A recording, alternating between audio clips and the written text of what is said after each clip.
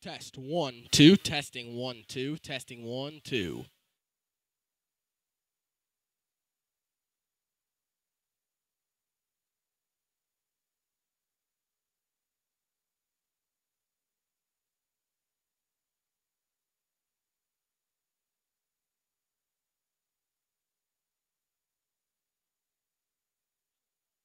Testing 1 2 testing 1 2.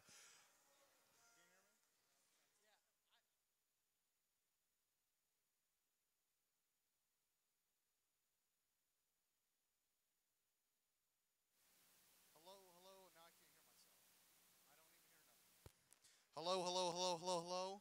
Hello, hello, hello. Hello, hello, hello. Oh man. Woo! Hello, hello, hello.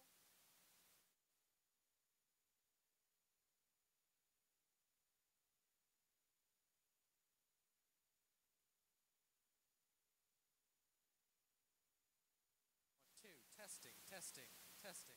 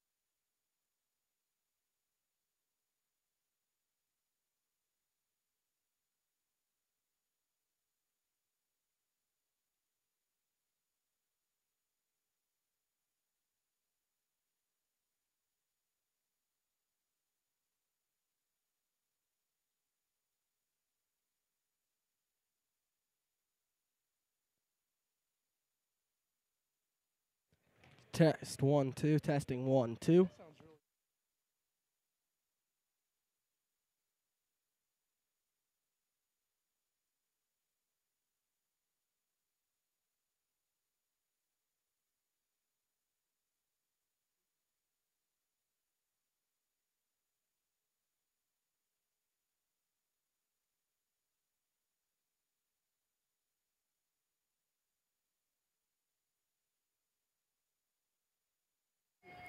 Hello, hello, hello.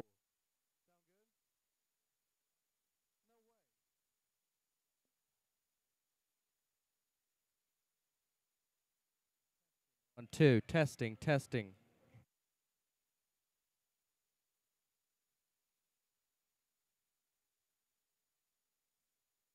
Check 1 2 checking. Check 1 2. Check. Check 1 2. Check 1 2. Check 1 2. Check. Checking 1 2. Checking 1 2. Checking 1 2. Check 1 2. Check 1 2. Check 1 2.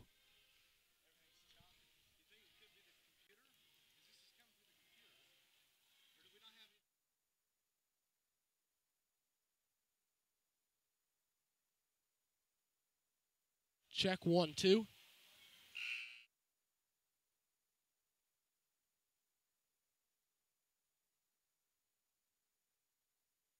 Check 1 2.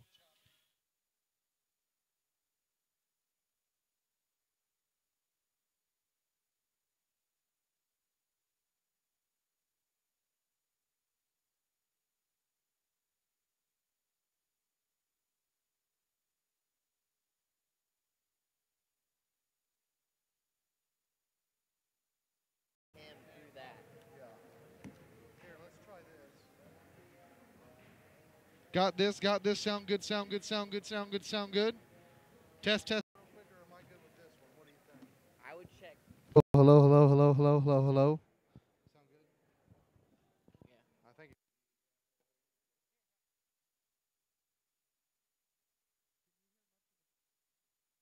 Hear much in the back?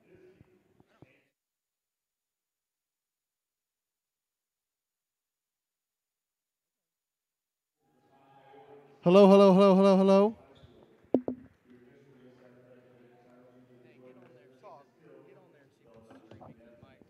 Hello, hello, hello, hello, hello, hello, hello, hello. Test 1, 2.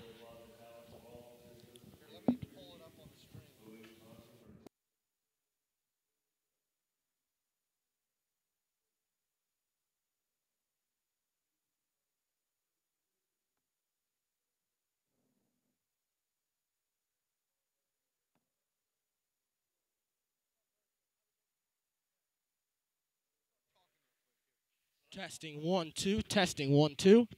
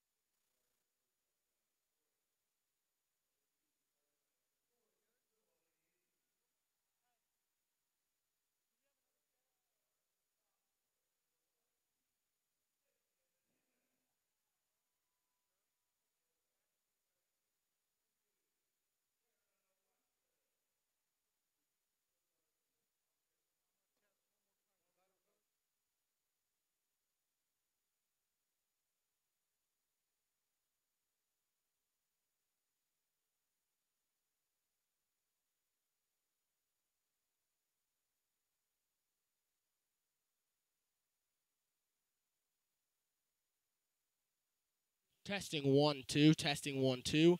Well, good evening, ladies and gentlemen. Welcome to Mississinewa High School for tonight's girls JV basketball action between the visiting Manchester Lady Squires and your Mississinewa Lady Indians. Dalton Bishop alongside Josh Dakin. Sorry for the technical difficulties. We have got it figured out, and we're ready to go with girls basketball tonight. Testing 1, 2. Berry Hill sets to tip it up, and the Lady Indians have controlled the opening tip, and now we have got a jump ball. I think they're going to re-jump things, and they are. Lady Indians losing at Bluffton earlier this week, and here's the tap, and controlled by the Lady Indians, they move from left to right.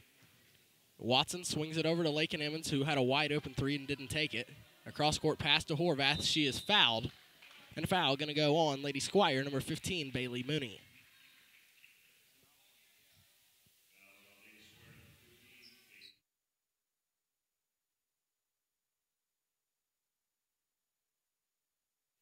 Inbounding the ball was Vasquez. Gets it over to Watson at the top of the key. Watson dribbles with her right hand.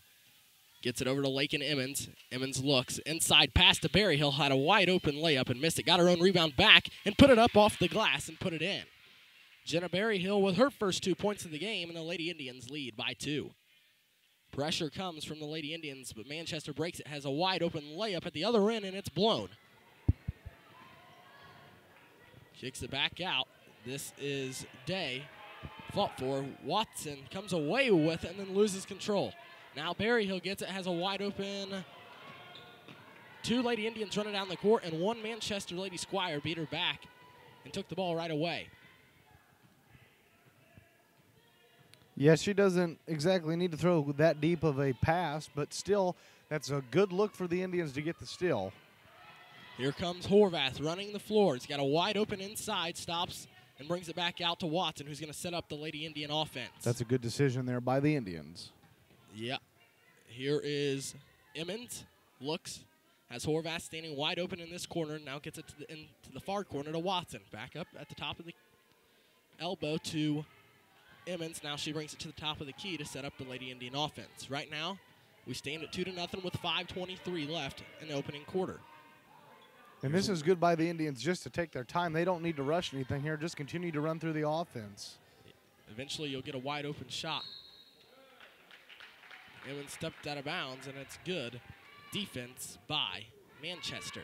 Yeah, that was really good defense. She just forced her baseline, and she just stepped out of bounds. That's good defense to use the body instead of the hands for Manchester. Dribbling to her right is Mooney. Goes in the corner around Horvath and gets inside, and now she stopped.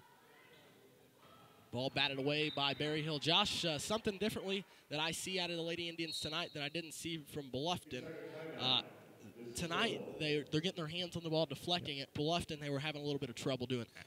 Yeah, definitely, for sure. I mean, you can just tell right now that they're engaged defensively and willing to play defense. It's a matter of can they continue to get the stops and continue to play their basketball. If they can do that, they're going to have a good night. We'll take a 30-second timeout and come back with some more Lady Indian basketball action. This is Lady Indian basketball on the Tribe Sports Network.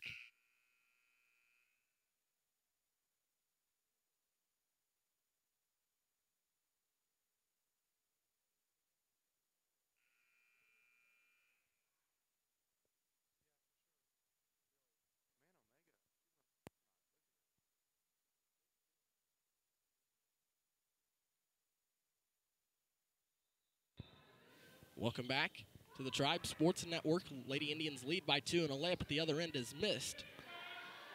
And a rebound basket put up and in by Kennedy Lure. That was a really good call out of the timeout there for Manchester on the sideline out to just get a wide open layup. That was really good by Manchester.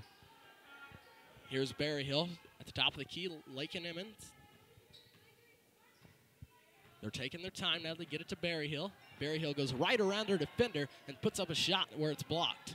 Back the other way comes Garrett, and a ball knocked away by Darrell Watson. And Josh, for 4 games in a row, she's been our defensive player of the game. And, you know, and that's why, that kind of play right there, hustling down the court and knocking the ball away. Oh, she's got 4 games in a row now? 4 games in a row, defensive player of the game. That's awesome. I mean, that just goes to show that she's willing to get dirty and play defense. When I talked to her in the post game at Bluffton, I asked her what she liked best, defense or offense, and she said, I definitely like defense better. And I believe that. She said defense is what wins championships, and I would have to agree. Emmons shot no good, and right now the Lady Indians are ice cold. Watson staying right in front of Garrett. Here's a 2-point basket up and no good, and a rebound basket up by Lure, and she's fouled on the play. I think it's going to go on Lady Indian number 31. It's on Lady Indian number 32, Sierra Vasquez. Or that's Jenna Berryhill, rather. I was looking at Berryhill's number and looking at Vasquez's name. That'll get you sometimes. Here is the free throw up and no good. We're knotted at 2. Casey Sands into the lineup for the first time tonight for the Lady Indians, a 5'5" freshman. Lady Indians JV team is very small. You've got a couple of girls that are 5'7", and other than that, they're not very big. Running the floor is Emmons, has a wide open lane, goes inside and puts it up and leaves it short. And that's a good drive there by Lakin, but as you look, Horvath was open on the far side corner, so you always want to look at your options, but that's a good drive there by Lakin to try to get an easy 2. Here's Emmons again, finds Horvath, who goes up with a right hand, and it rolls in and out. She gets her own rebound, now picks it up with a jumper, and this one is way far to the right. It must have been tipped off of a Lady Squire. Yeah, that ball was definitely tipped, so good call there by the official. I think in that situation, if you're Horvath, you want to work the ball away.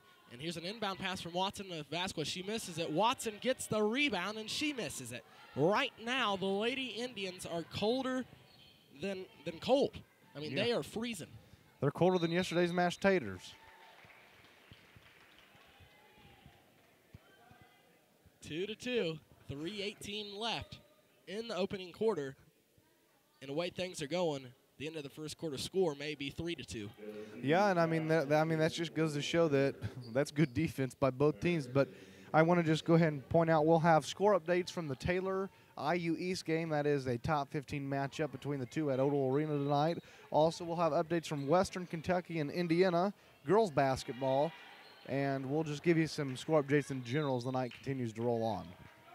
Also, Eastbrook, we'll have some updates from the semi-state championship, with Eastbrook as the night continues to roll.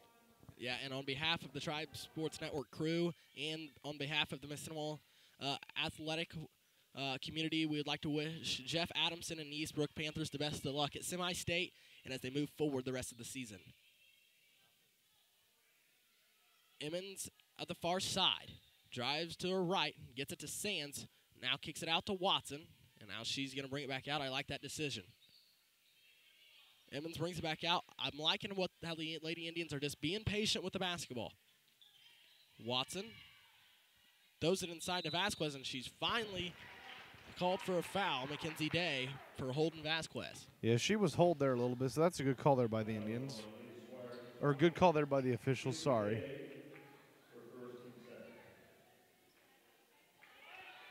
We'll talk a little bit about the Taylor Trojans here in just a few minutes at the end of this quarter. Yeah, they got a big one tonight, let me tell you. Daryl Watson at the top of the key. Dribbling with her right hand, now goes to the left. Gets it to Emmons. Floats it inside to Vasquez, just couldn't hang on. And the Indians are making some really good decisions now to try to get that ball in the post and take advantage of the paint. But Manchester's doing a really good job defensively to stop the entry pass. So that's good there by Manchester. Candace Downham into the lineup for the Lady Indians for the first time tonight, a 5'3" freshman. Can shoot the ball pretty well.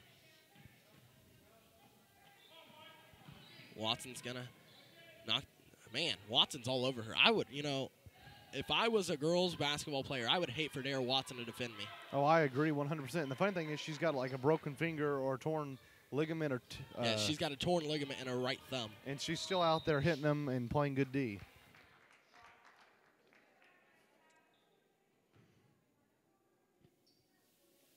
Well, we got a little timeout here. Just want to touch a little bit about the Taylor Trojans and IU East Red Wolves. Those of you from around the community know that the Indiana Wesleyan men's traveled to IU East and was defeated by 1 up in Richmond. So that just tells you how good that IU East team is. But the Taylor Trojans aren't any slouches. No, that's for sure. And I'll tell you what, though, that's going to be a good game. Taylor's coming in 6-0. IU East is 6-1. IU East is 9. Taylor's 14, I think. So that's a really good matchup there. And go Trojans! They're my team, all the way, purple and blue or purple and white. Let's get it.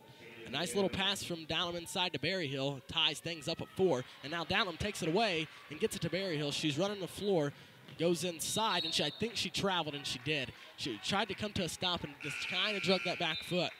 And yes, Jasmine Horvath going to check in. She definitely shuffled the puppies a little bit there. That's why the call was made.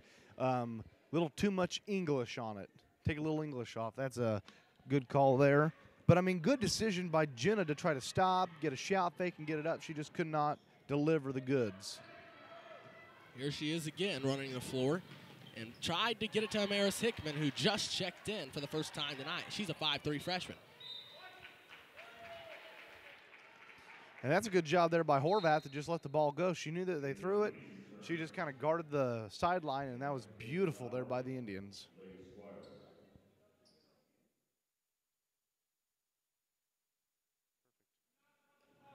Welcome back. Nice little floating pass from Horvath to Watson. A little dangerous there. Watson went up to get it. Man, Watson does it defensively, does it offensively. You know what? She might be a wide receiver one day. That could definitely be correct. I mean, you never know. Crazy things happen.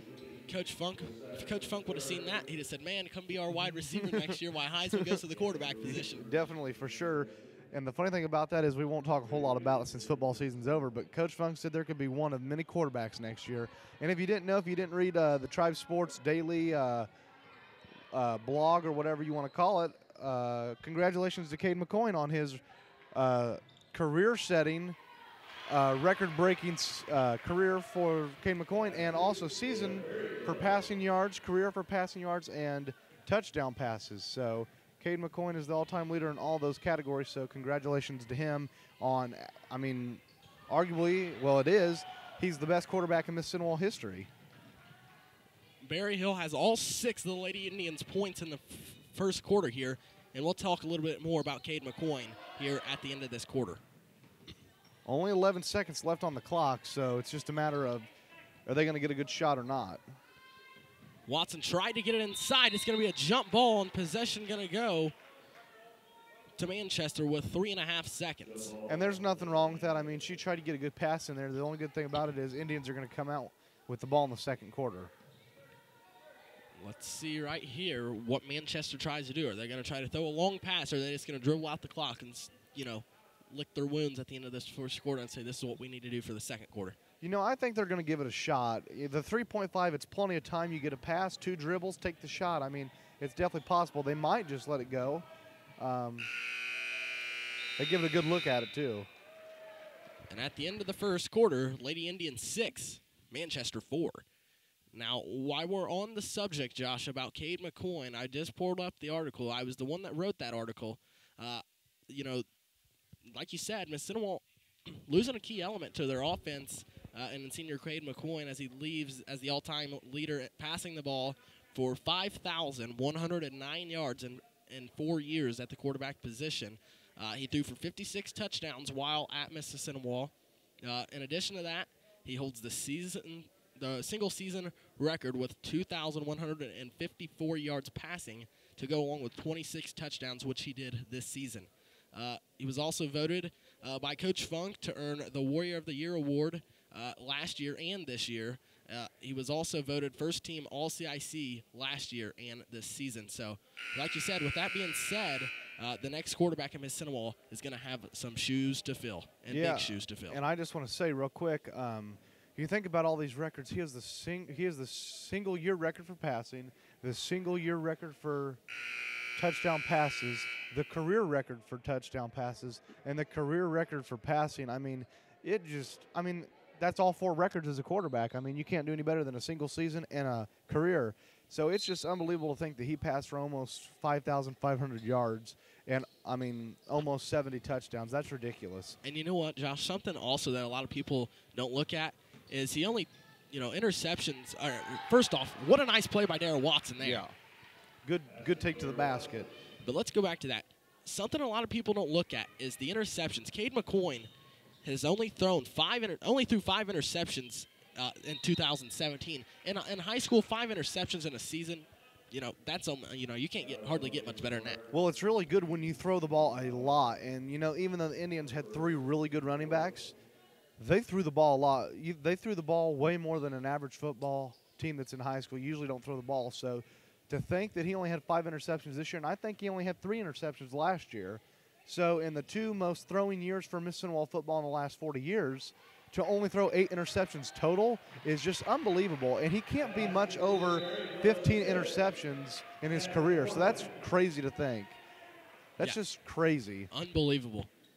Cade McCoy definitely the best quarterback all time at Mississinewa High School. Yeah, and there might not be another one better. I mean, it's going to be tough because he started all 4 years, but they didn't throw the ball his freshman sophomore year. So to think that he had 5,200 yards is ridiculous. And to throw 60 touchdowns, it's just unbelievable. Yeah, that's unheard of. Oh, especially in high school. I mean, it don't matter if you're if you play for Greenwood, if you play for Mississinewa, or if you play for Pike High School. I mean, you just don't see that in football at the high school level unless if you're a huge, big-time school. It's just unbelievable to think. Yep, so that's our little spill about Cade McCoy and the JV contest. Lady Indians lead 10-4 with 6:21 left in the first half. Don't forget I'll be down on the sideline with Coach Tandy at the halftime break. Jenna Berryhill has 8 of the team's 10. Darrell Watson with the other 2. And I think Jenna just scored on that pick and roll there that caused Manchester to call the timeout. So good job there by Berryhill. She's filling up the stat sheet so far tonight. She had an assist from Horvath. And, basically what the Lady Indians are doing is they're getting the ball to the far elbow, and then Berryhill will flash, and then she'll just turn around and run, and then they'll float it over to her and wide open layup. And Manchester's playing the zone, or they're playing a man-to-man, so, I mean, it's pretty easy. You just guard your man. They're not really playing much help. I mean, it doesn't look like they're helping a whole lot. They're not playing help defense, so the Indians should have a good time dissecting this man if they can keep it up. I think Berryhill just picked up her second foul, too. Well, if that's the case, then I would say Coach is going to need to pull her.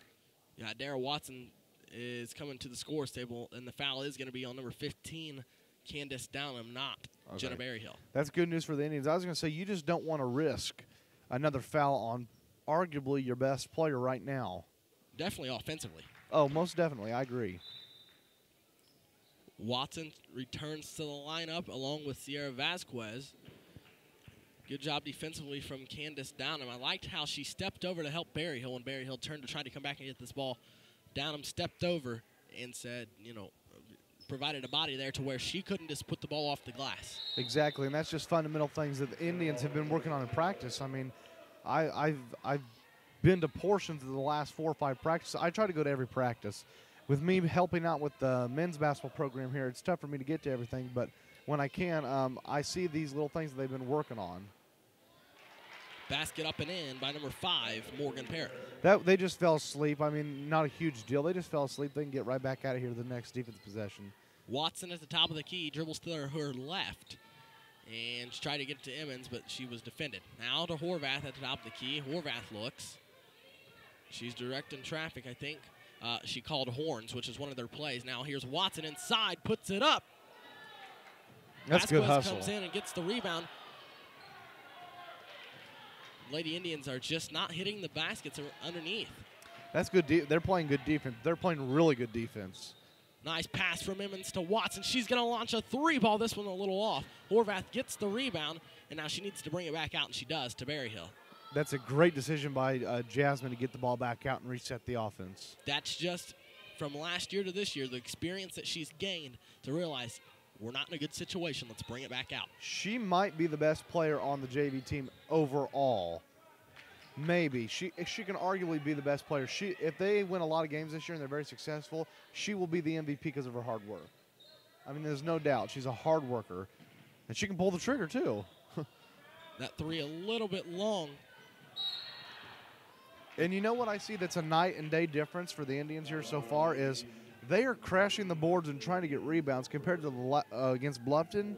I didn't get to watch the JV contest, only the varsity, but they had trouble rebounding the ball on the weak side and just rebounding in general. They're really crashing the boards tonight, so that's good to see by the Indians. With the ball. Oh, Watson knocked it right off of Garrett's foot.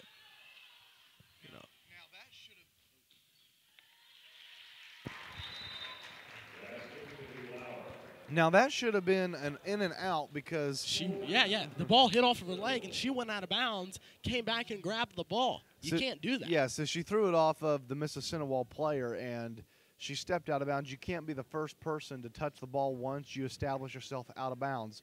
You have to reestablish yourself inbounds, and you cannot be the first player. So they missed a call, no biggie. I mean, I don't think it's going to hurt. Yeah, it's not going to be a decider of who wins the game. Exactly. I'm just saying they could have called that. So that'll be interesting to see the rest of the game. But you rarely ever see that call, so that's not going to be a call that's called every day, you know. You know, in that situation, I would like to ask the officials. I'm not, asking for them to change their call, but I would like to know in that situation, because she is the only lady squire down here, because she threw it off of a Lady Indian, if that makes her eligible to come back inbounds to grab the ball. Well, she was the last person. You're right. Actually, you're right, because it's not a bad call because she threw it off of her leg, which means she wasn't the last one to touch the ball. So by rule, it wouldn't be possession. So you're right. So actually, that's a good no call. But I was just saying, there are times where that could have been the call. If she was the last one to touch it, went out of bounds, and then grabbed it again, it could be called an in and out. It could be called double dribble. It could be called a travel. Whatever. Yeah. So yeah, good catch there. Actually, since she threw it off, there's no call. That's a good catch there, Dalton. Here is Watson. Gets it to Emmons. Tried to go around her defender. Manchester denying everything inside. And now Emmons gets to the free throw line and kicks it out. Vasquez drives around her defender but gets it ripped away from her. Good shot fake by Sierra. That's a big down there doing some dirty work. I mean, that was a good move. Garrett went inside. You gotta, I like this little guard from Manchester, Emma Garrett. She's only a freshman, and I'm telling you what, she gets inside and, gets up in the air, and that's how she drawed that foul. So an easy breakdown for the Indians' defense there. They got beat, number one. They weren't in position. The easy way to fix that is you just hustle down the court, you communicate, and you step over. She kind of absorbed she kind of stepped out of the way of the drive. If you step over and put your foot on the CIC logo, that middle drive doesn't happen, and they're not getting a foul committed on them. But that's all right. I mean, it's an easy fix. I mean, literally one possession you can fix it. It's just a mishap. We're tied at 10. 3:43 left in the half. Here's Watson. I think Watson can outrun her, and she does. Good pressure by Manchester. The number 4 is really doing the dirty work. I'm surprised she's not playing on the varsity team. She's a pretty good little athlete. Well, speaking of number 4, the number 4 on the varsity team, I'm telling you what, can shoot the lights out. Berryhill going to launch a 3. This one is off and out of bounds. I'm not quite sure I wanted that shot, but you know what? When she looked at it, she looked very, very confident. So, listen, I always say if you're a shooter or if you're a player, if you're confident, you take it. Number 4 on the varsity team is only a junior. Her name is Kennedy Fierstos. Her brother Chase Fierstos played on the basketball team a couple of years ago, and now he's playing at St. Francis. And I'm telling you what, Chase Fierstos could shoot the lights out. I remember he lit up. Kennedy Fierstos is doing the same thing. When I was a freshman and a sophomore here at the high school, and I helped with the program, he lit us up my freshman and sophomore year, but he didn't play last year. So, yeah, I mean, he was a good ball player. He's big, he's athletic, he could play the big, he could shoot the ball. I mean, that's all you want in a high school basketball player. Yep, now his younger sister, Kennedy, only a junior in high school, has played varsity since her freshman year. And I'm telling you what, Josh, she can flat out shoot it. It must run in the family. I tell you what, I think athleticism, I think sports genes run in the family. If you're good at a sport in your family and it's multiple, I think it's genetic. I mean, it's just ridiculous to think that you have 2 stud basketball players in your family. It's just crazy. When I had the chance, and, you know, as you know, I'm at about every single girls' basketball practice, and I'll tell you what, Coach Tandy, that was something that she really focused on was Fierstos. And I'm going to talk to her about that here in just a few minutes at the halftime about Kennedy Fierstos. Yeah, I mean, she's definitely going to be the player to look forward to. So we'll just have to see how they guard her. But, I mean, I'm assuming there'll be a a full-on deny. Depending on what they're going to run defensively, that'll probably be a deny and a chaser. They'll probably chase her, if I had to guess. There's a free throw up by number 5, Parrott, and they give the Lady Squires a 1-point lead at 11-10. And I don't think the Lady Indians have scored in over 4 or 5 minutes.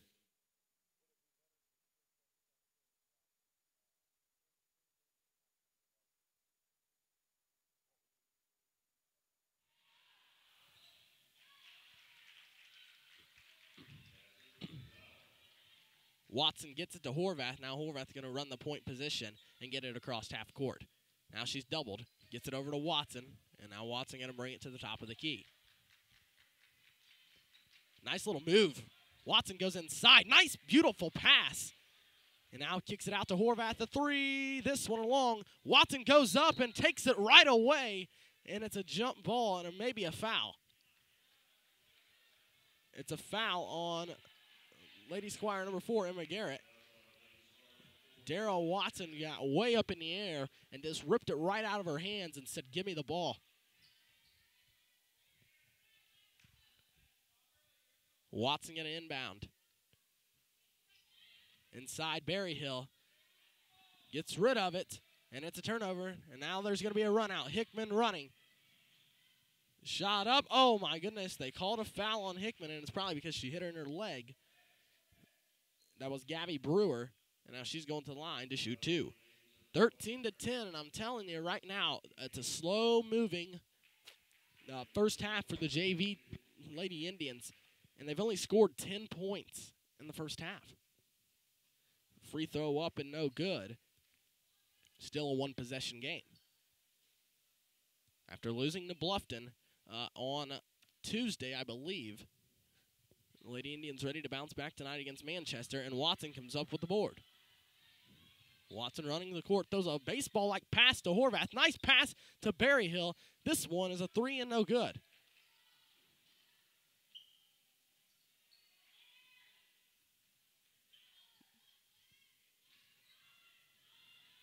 Brewer inside, layup off the glass, and in by Lure. The Lady Indians look gassed right now. 15-10. Here's Watson running.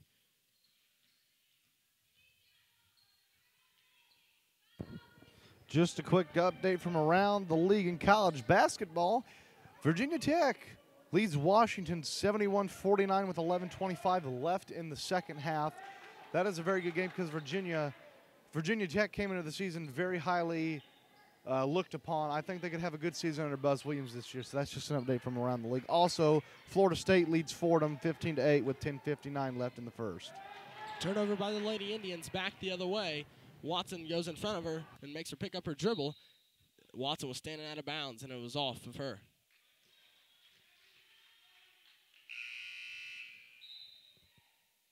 Well, Josh, I'm going to turn things over to you as I head down for the halftime interview with Coach Tandy.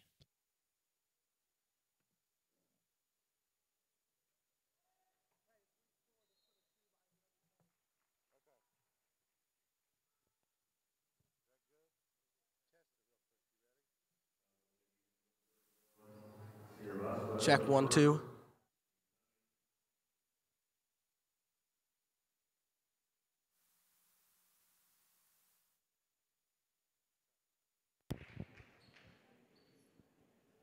(16-10) here for Manchester with 1:18 left in the first half.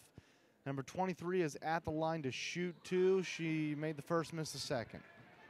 Casey Sands with the rebound for the Indians. She passes it down to Horvath. Horvath over to Vasquez at the top of the key. She'll set the offense up. She picks up her dribble. Has to get rid of the ball. The referee starts the count. Over to Horvath. She will dribble it past the volleyball line at the center of the court at the M. Pass is deflected, stolen away by number 4 for Manchester. She lays it up. It's good. It's 18-10. Indians trail. Horvath with the ball with 46 seconds left, down to Sierra Vasquez. Vasquez over to Horvath in the corner. She thought about the three. Over to Vasquez. Back over to Jenna Berryhill, and she travels.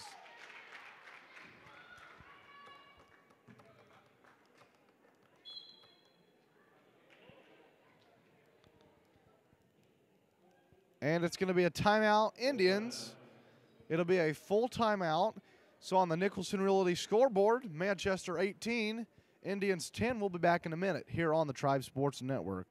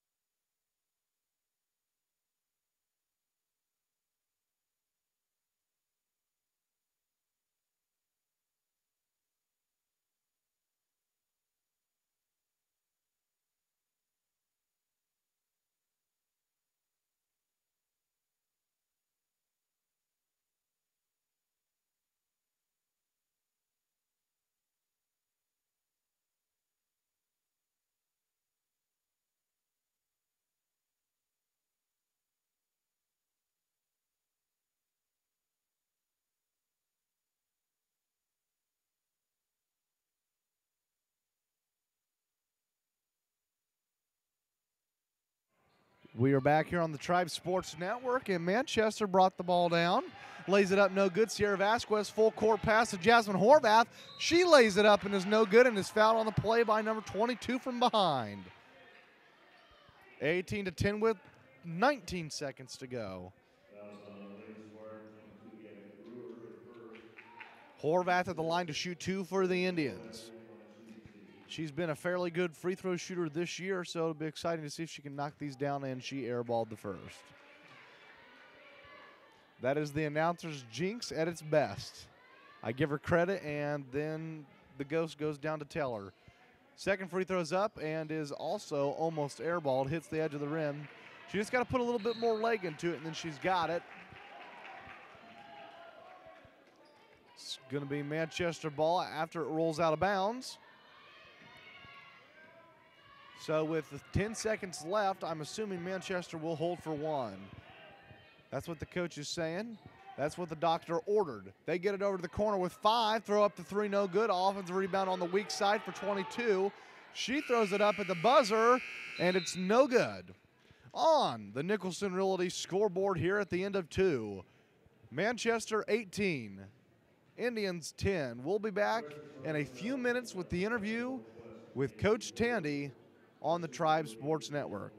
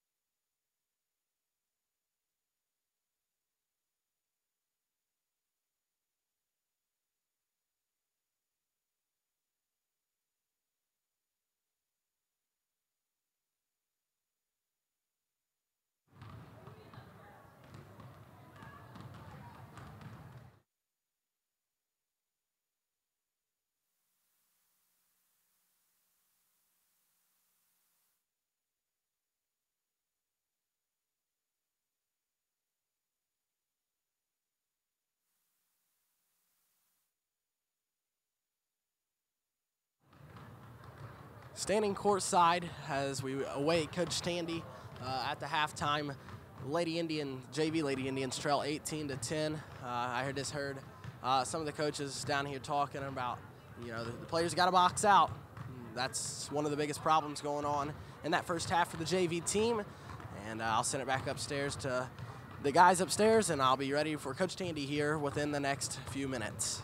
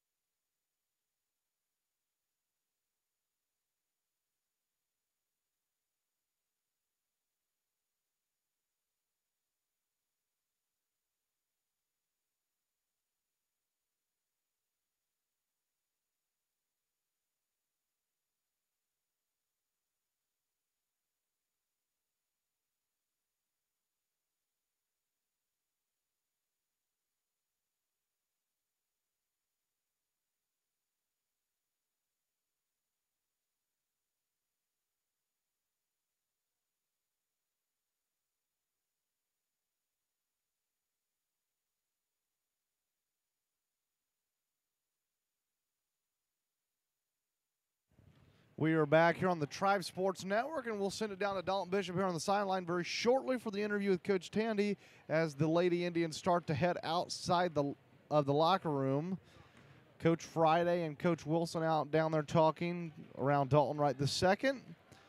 But we'll make sure we send it down to Dalton once Coach Tandy steps foot outside the locker room.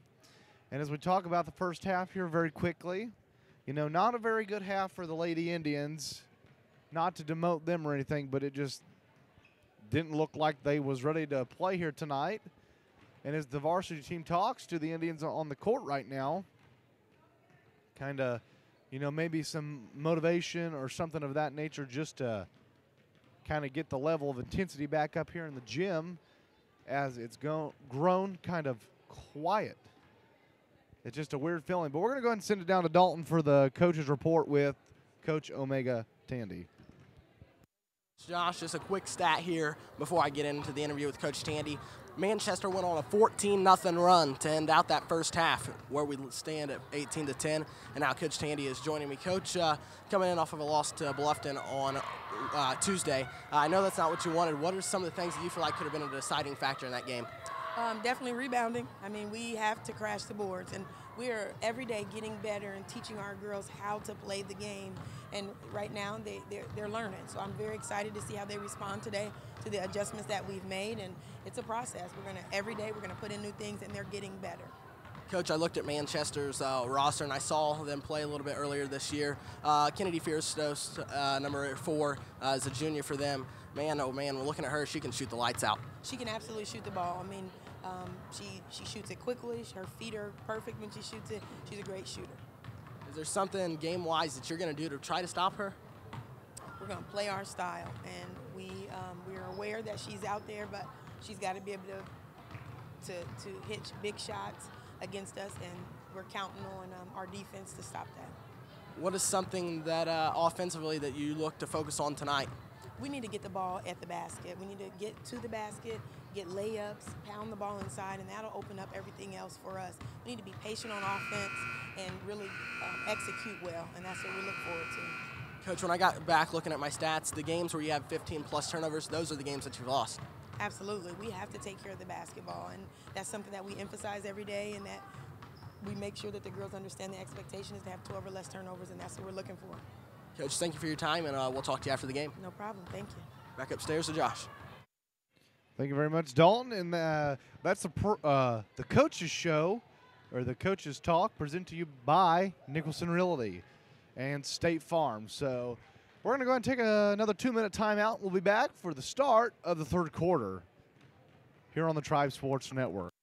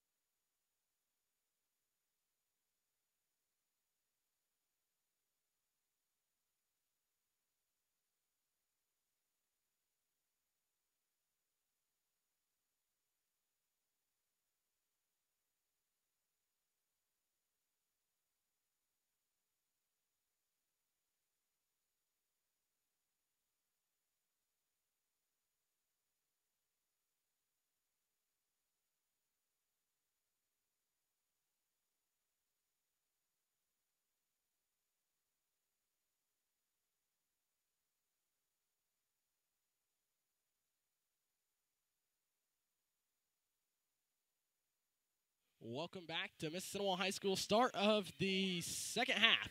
Lady Indians down 18-10. Emmons floats the pass inside to Horvath. She turns around, puts up a wild jumper, no good. Rebound Vasquez. She kicks it back out. Down, I'm going to shoot a jumper. This one is in. And let's go ahead and scratch that 14-0 run there by Manchester. I'll tell you this real quick, though, Dalton. This is a really good crowd for a Friday night. Manchester traveled really well, and the ladies fans for the Indians are starting to pile in here as we come. Also, just a quick reminder, Coach Everts will be joining us in between the JV and the varsity game for the varsity pregame show with the coach's interview with the man himself, Andrew Everts, in the coach's corner up here in the booth. Emmons went inside and missed a shot. She struggled offensively, and now in the corner is number 15, Mooney. She floats it over to number 22, Brewer, and she hit the jumper, and it's a 10-point lead for the Lady Squires. Out of bounds, it's going back to Manchester.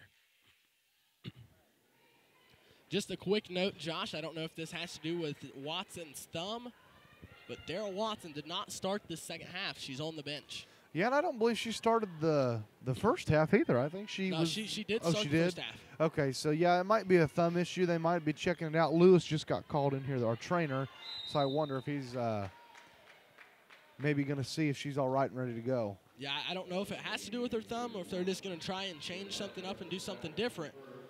But I know that Watson is sitting by Coach Tandy, and Coach Tandy's talking to her, so maybe that could be something Coach Tandy's giving them a game plan, like here's what I want you to do when you go back in, or it could, like I said, just be something that has to do with her thumb. Yeah, for sure. If those of you who did not catch it, Daryl Watson has a torn ligament in her shooting hand thumb. So that's something that we'll keep an eye on as she battles through this injury. She's played every game since she's been injured, but this is the first time I have not seen her start the second half all season. Definitely. Horvath puts it on the floor, now shoots a jumper, and this one is off. Horvath is not in rhythm tonight. Back the other way, and taken away by Horvath. She's out and running. She goes inside with a nice little floater. This one is no good. Emmons goes up gets the rebound. She was hacked, and no call. The Lady Indian fans are not too happy. And I'll say this, I like the opportunity by Horvath, but it's a very low percentage shot.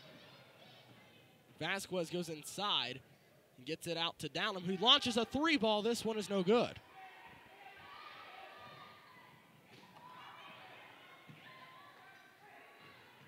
Here's Berryhill. Downham not even paying attention, and it's a turnover on the Lady Indians.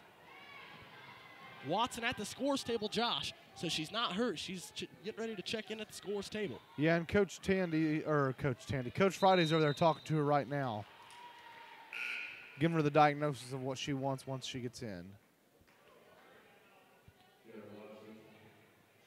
Horvath checks out. Watson checks in. And here comes the pressure from the Lady Squires. They're going to deny everything Watson wants because they know that right now Watson overall is probably the best offensively minded player. Now Watson goes around her defender and goes inside with a nice little jumper off the glass. This one will not fall. Just not getting the roll. The Indians just can't get the roll tonight. Watson might have said something to the official there along the lines of, I think I was fouled. Yeah, that might be, and I can understand that. But I'll tell you what, though, that was a good opportunity there by Watson. She went right through the defense, almost got it to fall. Just a bad roll. She had a little too much English on it, just a little too much roll. Yep, so that's something there. But would you not agree, Dalton? This is a pretty big crowd, and I know we said that the first two home games. This is the biggest crowd we've seen for a girls' basketball game yet. Oh, it looked like she may have took a few extra steps there. Yeah. They got Mrs. Winters and Mr. Colescott in the house tonight. And they're going to call a blocking foul, and I almost said it again. I think she walked. But, there's a couple of calls that you can, as an official, if you're an official, you put yourself in their shoes. There's a couple of calls you look at, and you can say, I could call it or I couldn't. Yeah, some of them are really questionable. And I'll say, we talk about the basketball players having a tough job.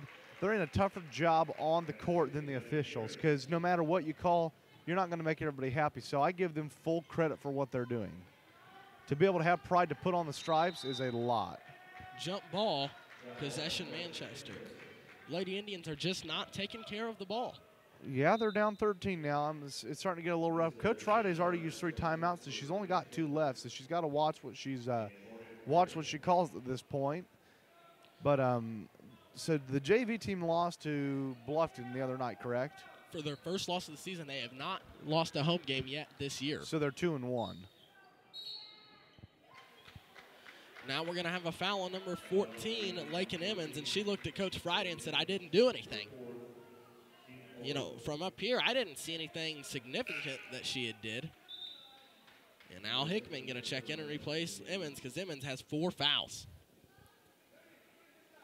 Well, if you look at the fouls, it's 4-0 right now for the Indians to Manchester. So I can see why some people might starting to be frustrated. Pass out to number 5. That is Parrott. She shot a 3. And it is no good, and Hickman comes away with it, and a jump ball possession is called, and now it is Indian basketball. And Berryhill going to pass it in to Watson. The pressure coming from Manchester, but the Lady Indians have worked on that all season long. They've only scored 2 points here in the second half. This is where Dara has to take over the game for the Indians if they want to be successful. Looked like she double dribbled and they didn't call it. Basket in the foul. Watson said, thanks for not calling it. I'll score anyway. I thought that she may have double dribbled there. But I mean, I'm not going to sit here and critique the officials tonight because I think we've given them enough as the years went on. But I'm almost 100% sure she picked it up with both hands and then dribbled again. But, I mean, hey, it's a tough angle. It went against her body, so, I mean, that'd be a carry then. That's all right. I mean, hey, you can't make them all. You can't make all the calls. So free throw is no good by Watson, and I got a chance to talk to her earlier this evening as she was warming up, and she said she's last year in middle school at the 8th grade level. She only missed 2 free throws the entire year. This year, she said, I can't hit my free throws, and especially since I've hurt my thumb. She said that when she shoots the ball, her thumb bothers her and makes her shoot it to the right. Well, it's got to hurt a little bit, especially if it's her shooting hand. I mean, it's going to cause problems. Watson crosses her over and dribbles to the corner. That's a little too much dribbling by the Indians. They want a little bit more ball movement and penetration from what I've heard at practice. I think Watson is just trying to take things over. And at this point in the game, nobody else wants to do anything. And I think she's being fouled. But like you said, just tough call. And now there's a foul called, or no, there's a timeout by Coach Friday. 2:34 left in the third quarter. Manchester 25, Mississinewa 14. Back in 1 minute. This is Lady Indian Basketball on the Tribe Sports Network.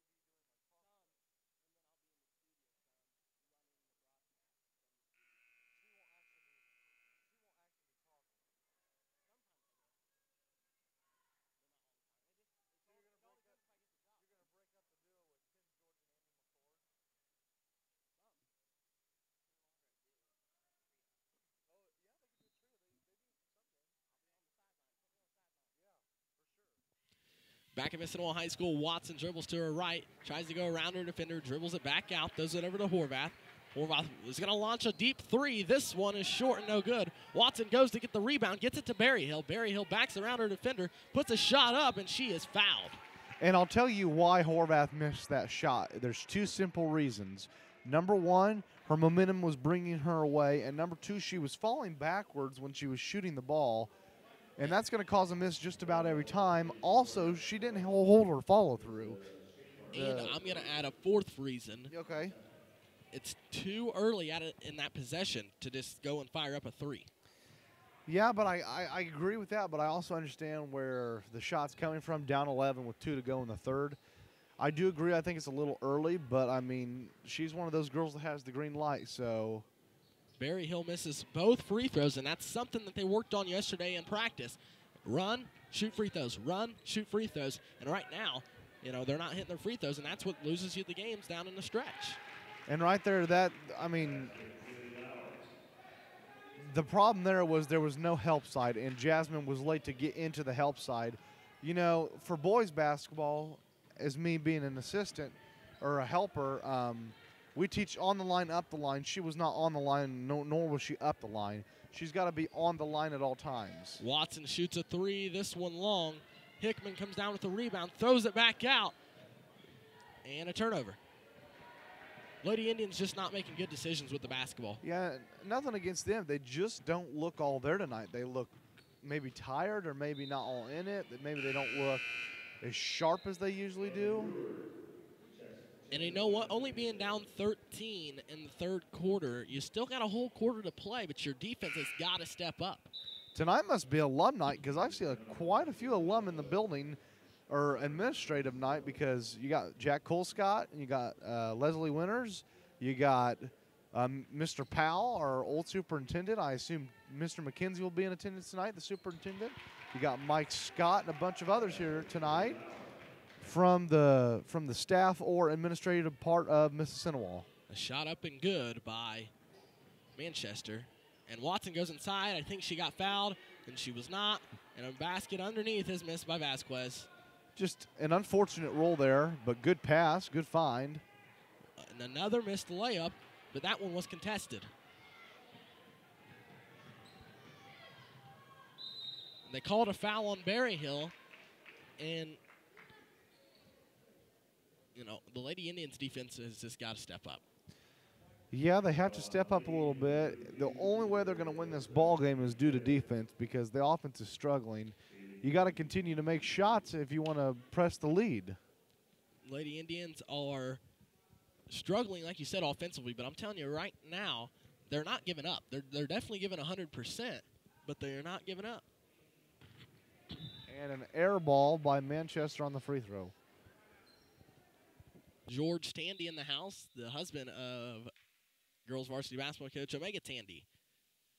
It's 29-14 with 54 seconds left in the third quarter. And right now, the Lady Indians have dug themselves a hole, and they'll be looking to dig themselves out. Take a 30-second timeout. Manchester 29, Mississinewa 14. This is Lady Indian basketball on the Tribe Sports Network.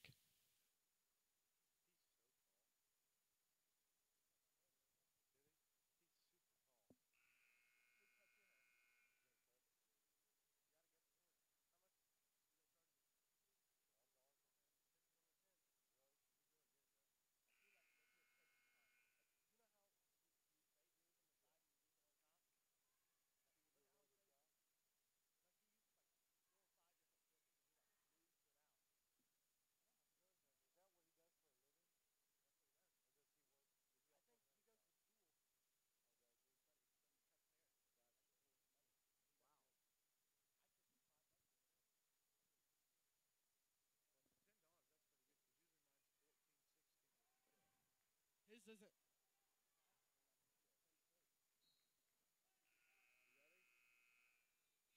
Welcome back to Mississinewa High School out of the timeout. 49 seconds left. It's Lady Indian basketball. And Josh, in this situation, I think you want to hold for one shot, get a bucket, and rely on your defense. Yeah, I agree for sure. Because the way that Manchester has got up on you offensively, you slow them down. Slow it down. Get a good shot like they got inside there. Nice pass from Watson. She was fouled on the pass, but she had the right idea. Like I said, take your time and let it come to you. Definitely, for sure. I agree. You got to let the game come to you before you go to it. Because right there, if she doesn't get fouled on that pass, it's 29-16. Definitely. Watson inbounding. Gets it to Vasquez. Vasquez tries to go around her defender. Now she needs to dribble it back out and set it up. And there's nothing wrong with them calling fouls. You can just continue to get the fouls, and then you get the free throws. Also, Mr. Andy Resch is in the house now, so the administrators are just filing in. Down him. Tried to go inside to Vasquez, and too strong of a pass, and she threw it away. And now if I was Manchester, I would slow down and go for the last shot. But now they're going to shoot it, and it's no good. And Berryhill didn't even attempt to go get it, but Vasquez did, and she took it away. Gives it to Horvath. Horvath, a floater, This one, she got it to drop, and she gets her first 2. That was a good pass by Vasquez, and that's a good way to finish the third quarter. At the end of the third quarter, Manchester 29, Mississinewa 16. The Indians only score 6 in the third quarter. Let's see what they have for the fourth after this 2-minute timeout.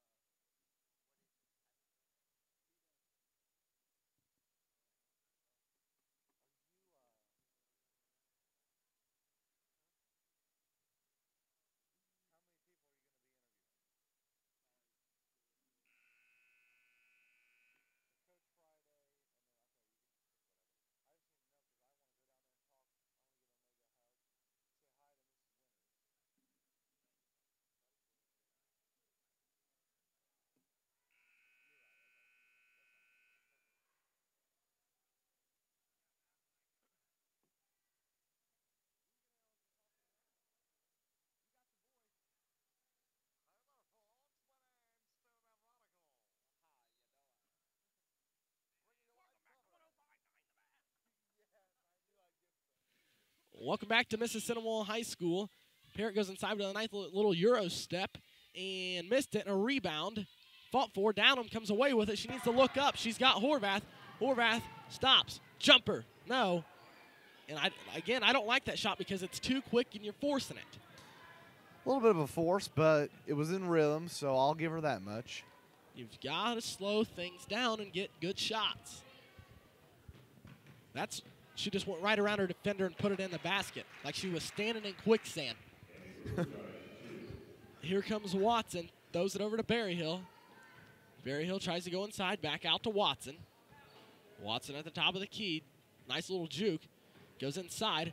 Goes up. And they finally called the foul after she'd been hacked time after time. And this one is called, and she's going to shoot 2.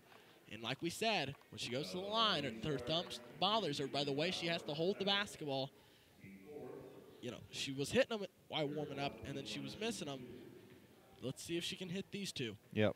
Down the stretch, you've got to hit your free throws. This one is up by Watson, and a little too strong. She is 0 for 2 for the night. One more to go for Watson. We got Jared May in the house. The injured Indian is making his appearance in the house, Mr. Jared May. And Watson misses both, and down the floor is Manchester. Watson steps in front, denies the ball. Now a 3 in the corner is no good. A rebound Manchester is fought for, fighting around. Watson. Here is Emmons, looks up the court to Horvath. Horvath, nice pass to Downham, and she dribbled it back out. I don't understand that. And now Berryhill shoots it and misses. It's off of a Lady Indian, and at that point in the game, you're underneath the basket. You just put it up. You're standing right underneath the basket. Had a wide open layup, and she kicked it back out. Here's Watson. Got to stay in front. Watson grabs it, takes it away, gives it to Emmons. Watson's leaving it out on the floor tonight. Horvath launches a 3. This one no good. Rushed her shot. There's a shot up, no good. Get their own rebound. Looks like she's traveling. Watson takes it away, and somehow I thought they was going to call a foul, but it's a timeout on Manchester. 31-16, 5:16 left in the game. Back in 1 minute on the Tribe Sports Network.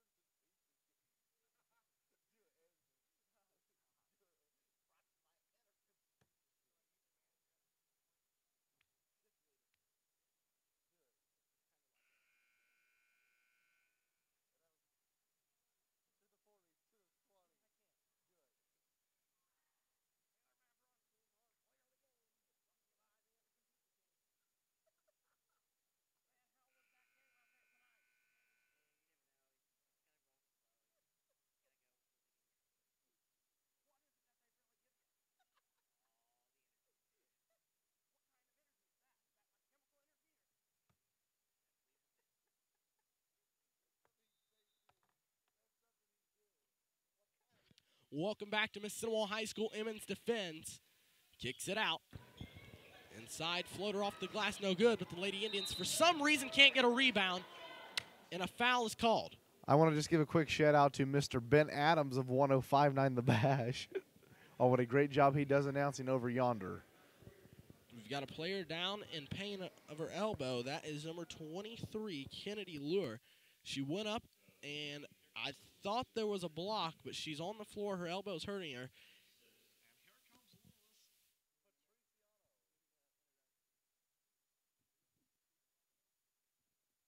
And out onto the court now is athletic trainer here at Mississinewa High School, Louis Patriciano.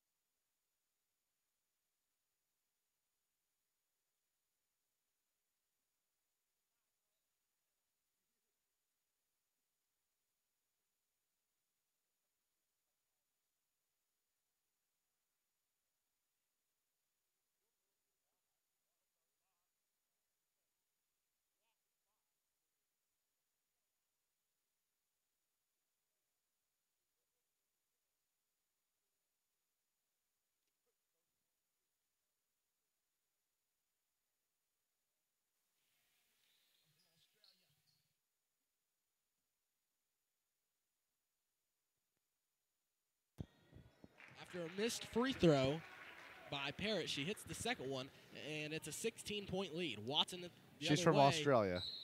and off of Downham, and out of bounds. It's 32-16, a 16-point lead for the Squires. She might be from the land down under.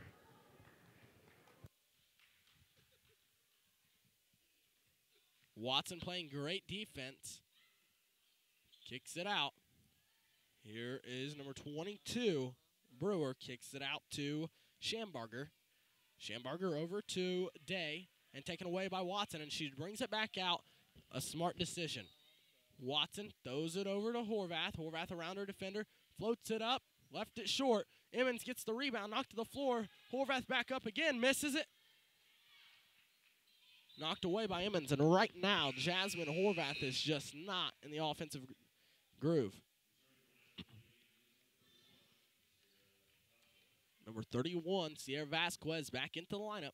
You're down 16. I would start fouling, honestly, if I was the Lady Indians. You got to make them shoot the free throws, get the ball back, because they can stall. There's an offensive foul. It's a moving screen.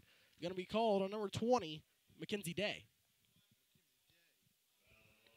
She shuffled the puppies as she was trying to screen Watson, and the official blew the whistle and said that ain't going to happen. Yeah, definitely she shuffled them a little bit. That's why they called it. Watson to Vasquez, swings it over to Emmons, inside Berryhill, and it's taken away from her. They've denied her for the second half. And they're going to call a foul on Jenna. Yeah, Gina with her third or fourth on the game tonight. Berryhill leads the Indians in scoring with 8 points. Daryl Watson with 4, Horvath with 2, and Candace Downham with 2. And that's the scoring for the Lady Indians. Only scoring 6 so far in the second half. Lakin Emmons with 4 fouls, along with Jenna Berryhill also with 4 fouls. 2 of your key players and 2 of your starters in foul trouble. And right now, Manchester is in the bonus. So if I was the Lady Indians, I would foul, because right there was an air ball on a missed free throw, and Emmons picks it up, and now she's trapped. He gets it to Watson, and Watson's ready to run. Over to Berryhill. Berryhill's got to be careful. Tries to get it inside to Vasquez, and it's off of Manchester, and it stays with Mississinewa. Lady Indian volleyball player Jaslyn Hallfine's in the house tonight to support her fellow teammates. A diehard Cub fan, Jaslyn Hallfine's. Daryl Watson to inbound the ball. We've got Connor Wilson in the house, a varsity boys basketball player. Watson to inbound. Kicks it out to Emmons. She's going to shoot a jumper. This one's strong. Berryhill fighting for it. She's got to be careful. And run it the other way is Manchester. Pass inside. Shot up too strong. Knocked off of Manchester, and it's going to, I thought it was going to Mississinewa, but it's staying with Manchester. Landon Swanner also in the house. And with 3:38 left in the game, Manchester's on their way to knocking off the Lady Indians for their second straight game in a row. 6 points only in the second half for the Lady Indians, and that's a foul on Jenna Berryhill.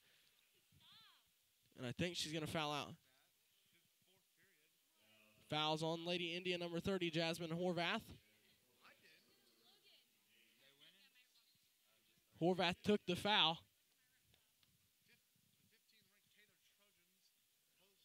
Here comes the free throw. Cree Young in the house, who we like to call Cree Daddy.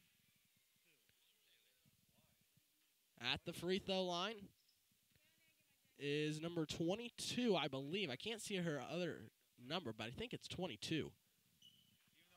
Missed both free throws, and Watson grabs the board. That was number 20, Mackenzie Day.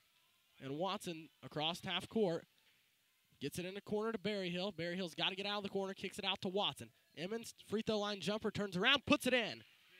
Lakin Emmons with her first two, and the Lady Indians get their first points of the fourth quarter.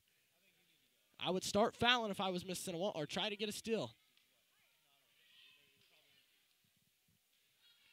Pass inside, knocked away from Emmons, and right now I'm seeing the best defensive stretch from Mississinewa.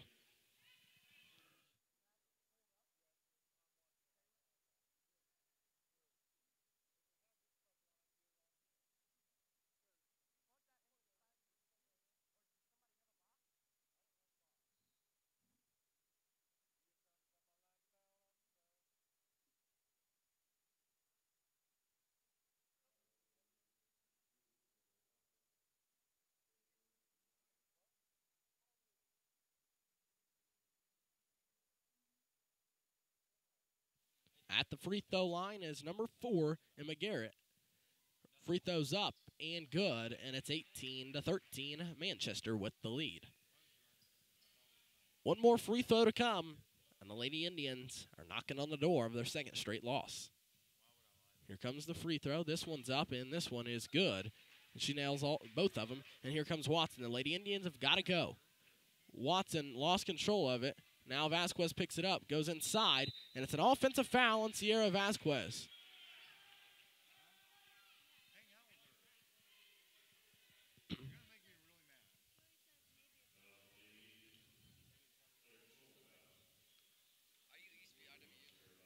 Here is number 15, Bailey Mooney. If I was Horvath, I'd foul her now. Knocked away, Watson out and running. Watson goes up, puts it off the glass, and puts it in. And Daryl Watson's got 6. 34-20. They're down by 14.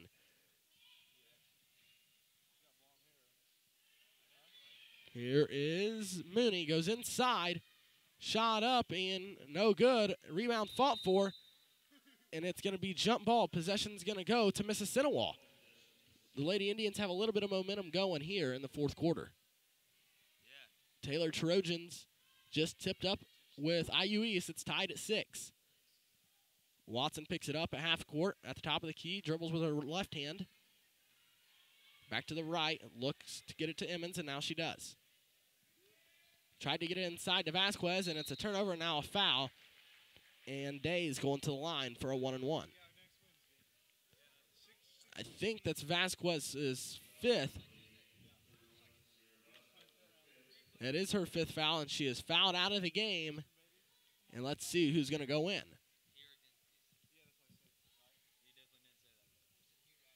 Rick Johnston on the Trojan Sports Network announcing the Taylor Trojans game, and we'll give you a little bit of that here in just a few minutes.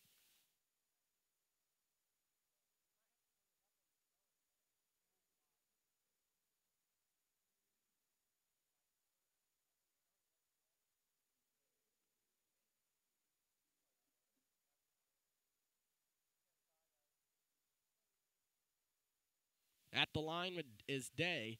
Her first free throw was up, and this one is no good. It's 34-20, a 14-point lead for the Lady Squires. We're going to try to do our best to give you some coverage of Taylor Trojan basketball in between games, with Rick Johnston having the call. This shot is up, and this one is also no good. A rebound, Berryhill, and she's out and running. She finds Horvath. It's off of a Lady Squire, and it's going to be Lady Indian basketball. I like the idea to push it, but she threw it into coverage. Horvath is going to inbound, and she gets it to Watson. Watson dribbles around her defender, goes inside, gets it to Emmons in the corner. Now she's trapped, gets it out. Now Watson to Horvath. Horvath going to shoot a three. This one is nothing but net. The lead is only 11 for the Lady Squires. This is why you don't give up. Knocked away, and it's still Manchester basketball. But this right here is why you don't give up. 1:50 left. Inbounding the ball. Good defense right now by the Lady Indians. Good pressure. I think he got a foul. Pass inside. Shot up and good. Gibson gets it to Emmons. Emmons pushing it. Gets it to Watson. Watson brings it back out.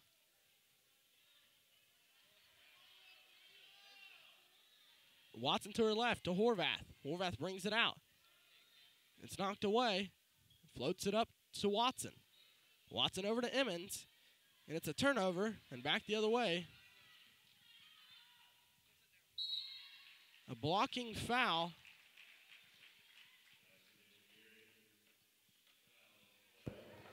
And we got the Taylor game playing live up here right now. The score is 9-6, number 9 IU East over number 15 Taylor.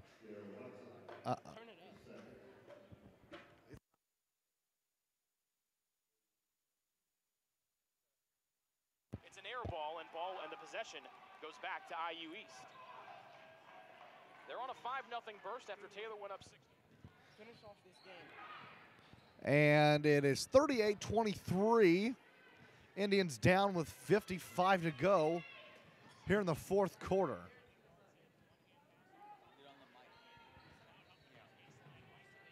And Dalton's going to go down to the court here as I take over for the last 30 seconds as he gets ready to get the interview with Coach Friday and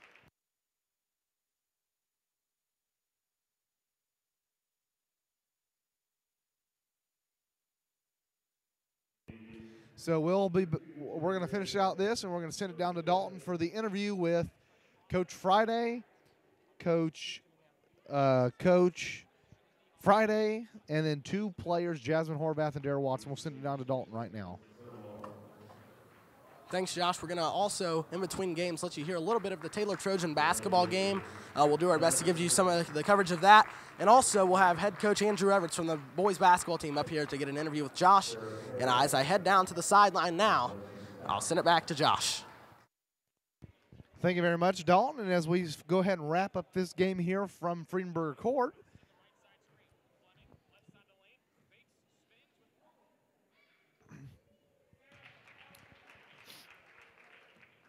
it is 39-23, Indians trail. And as we get closer to the interview with Coach Andrew Everts, we got a couple things to talk about as they travel to Manchester Wednesday to take on Manchester. So that'll be interesting to see in the Indians' first contest of the season after the scrimmage last night. We'll go ahead and talk to Coach about the scrimmage as we get him up here in a few. We won't go ahead and spoil any of it for you. Horvath with the ball with 18 to go. Taylor is down 15-8, and they call a timeout. Horvath with the ball at 10 seconds left on the clock, 39-23. If the score don't say 39-23, we apologize. We have the scores 39-24 on the screen, and that'll do it with the JV contest here at Friedenberger Court. The Manchester Lady Squires win 39-23 over the Mississinewa Lady Indians.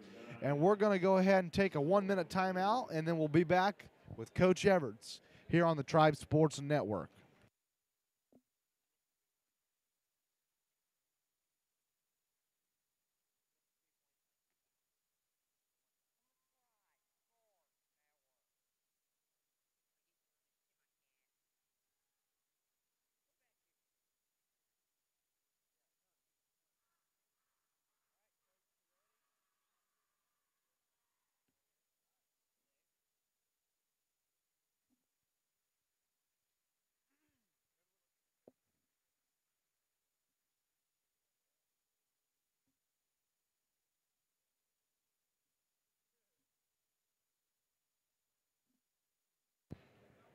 We're back here on the Tribe Sports Network, and then joining us here from the booth is Mr. Andrew Everts of the men's basketball team. He's the head coach. Coach, good afternoon, and how are you? I am great, Josh. Thank you for having me again. Awesome. So, as you know, every game we've interviewed you so far, and I know this is your favorite spot to be. So, what do you think? We'll talk a little girls basketball here. What do you think the Indians have to improve from Bluffton to get the win tonight against Manchester? Coach Tandy and I talk a lot. I love working with Coach Tandy. She's a great coach. She's a great leader for our ladies. We might not have talked as much about the Bluffton game, but just based off their season, I feel like she would probably want them just to finish the game out, because obviously they played really well in spurts. I'm sure they felt they could have won that game. If they can just get a little more consistent, and that happens early on in the year with a young team. They are very young, only 3 seniors. If they can put together 32 good minutes, they're a really good basketball team. They just got to finish the game out. Yeah, definitely, for sure. I agree. And as we talk a little bit of men's basketball, as you know, we traveled to Southern Wells last night to take on Southern Wells. What did you think about your team in the 76-39 victory? Kind of break down what you thought were some positives and negatives about last night. Sure. I thought we did a lot of good things. I wasn't too sure when the game first ended. You just never know in those scrimmages, and then you go back and you tally up the score and you watch the film. And considering we didn't have Jared, we didn't play another one of our seniors very much. We had a lot of guys that were new to varsity basketball, but I don't think they looked like it. So I thought we did some really good things. Our defense was good. We had a ton of steals, and we didn't foul. I was afraid we were going to come out there and foul a whole lot, and we didn't. So we were aggressive defensively. That was great. We have to rebound the basketball better. We get a little bit spoiled with Tevin and Elijah down low, and they can just go up and get the basketball. So our guards have to do a better job of blocking out. A couple other little things defensively. The turnovers weren't bad. A lot of them were just silly mistakes, like we just dropped the basketball out of bounds. So I was pretty encouraged after watching the game. I'm excited to see what we can do on Wednesday now. Do you think you're going to have to rely on your defense a little bit more that Jared's out, or do you feel like offensively you'll still be there? Yeah, I think we'll still be fine offensively. I just feel like our defense is so much better, though. When we talked to the guys about this last night, we can lean on our defense when we have to. We've always had these spurts in games where we give up 6 or 8 points in a row, and I don't think that'll happen this year. So I'm really excited to see what we can do defensively. And then one final question. As you play Manchester Wednesday on opening night, what are some things you have to do to prevail and win that ball game? We're going to have to play smart all 32 minutes. It's tough to open up on the road. Manchester got a lot better as the season went on last year. And even then, I know they won 8 games, but they were up 1 going into the 4th quarter here last year to start the season. So we're just going to have to play all 32 minutes, not have any letdowns. We'll be the more athletic team, but they'll be coached up really well. They'll be fundamentally sound. So we have to find that right balance of using our athleticism and running the floor, but keeping it under control, too, and not turning the ball over a bunch. And then as we have the Taylor game up here, what's your who you got tonight, Taylor or IU East? 9 versus 15. I've got Taylor with a very small upset. I'm excited to see if they win, but good kids over there, good program. All right, well, you heard it from the coach himself. That's Andrew Everts from the boys basketball program. Thank you, Coach, and have a great night. Hey, thanks for having me.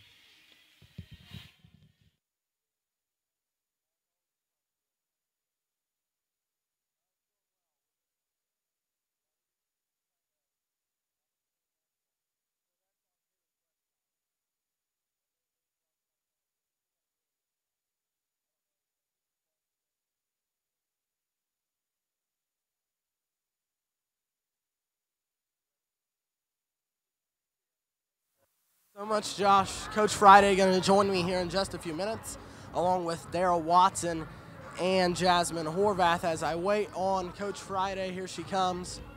And Coach Friday is now with me. Coach, Coach coming in tonight, I saw you guys walking through some plays in the pregame. I feel like layups at the basket was one of the things that really affected your team tonight. Yeah, honestly, we missed too many layups. We didn't execute well.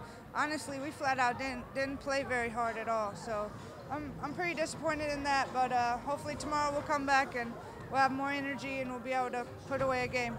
You had 10 at the half. Manchester only held you to 6 in the third quarter, and then I think it was 6 or 8 again in the fourth. Is that something that you feel like was the execution part of things? Yeah, definitely the execution, and when we did finally execute a play the right way, we just couldn't finish. So we got a lot of work on. Well, Coach, thanks you for your time, and we'll see you tomorrow against Lures. Thank you. And Daryl Watson going to join me. Daryl, you guys came up short tonight against Manchester. What are some of the things you feel like you guys could have done better to maybe pull out the game tonight? Definitely need to get defensive rebounds because we did not rebound and we did not block out, which are things we need to work on. And yeah. I feel like some of the layups at the basket was another thing that hurt you, and turnovers, execution. Is that something that you felt like was an issue as well? Yeah, we had a lot of turnovers and we aren't making our layups, which is bad. Dare, thank you for your time, and we'll see you tomorrow against Lures. All right, see ya. We can get Jenna Berryhill in here as well. Jenna, you had 8 points tonight, led the team in scoring. What were some of the things you feel like offensively or defensively you guys could have possibly done better to be able to beat Manchester?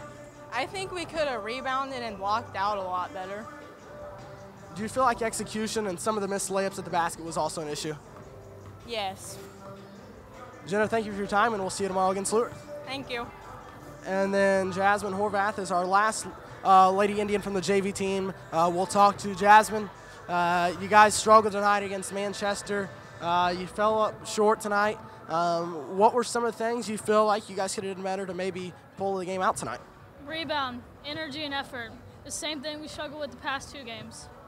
I feel like some of the layups at the basket were one of the things that hurt your team, and execution was something I talked to Coach Friday about when I talked to her that you guys struggled with as well. Manchester held you to 6 points in the third, and I think it was 8 or 9 in the fourth. That's just something that's going to hurt you down the stretch. Yes, indeed it is. We just got to find a way to execute. They drove past us and no one called, no one switched on ball screens. We just got to be better for tomorrow. Come out with a lot more energy and focus. Jasmine, thank you for your time. Best of luck against Lures tomorrow, and we'll see you back here tomorrow. Thank you. Back upstairs to Ryan, and we'll start with the varsity pregame here in just a few minutes. How do I get a hair reveal?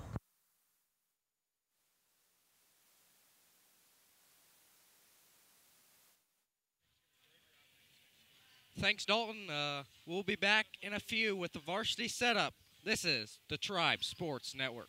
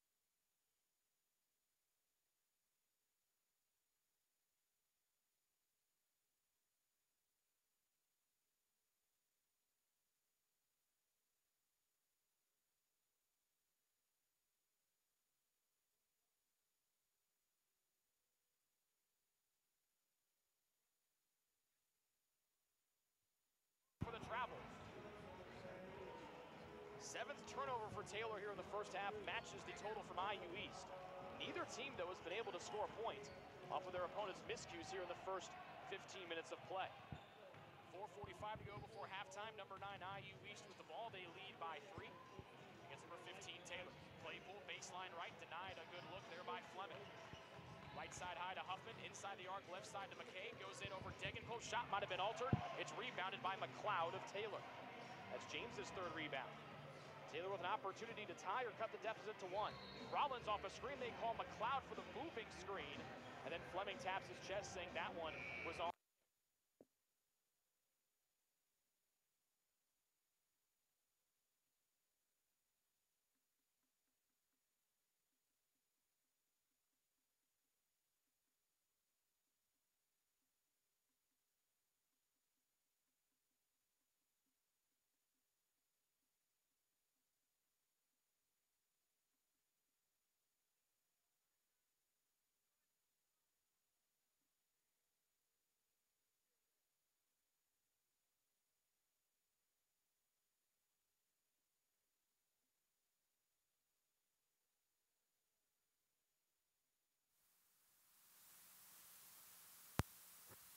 And give you a little bit of Taylor Trojan action.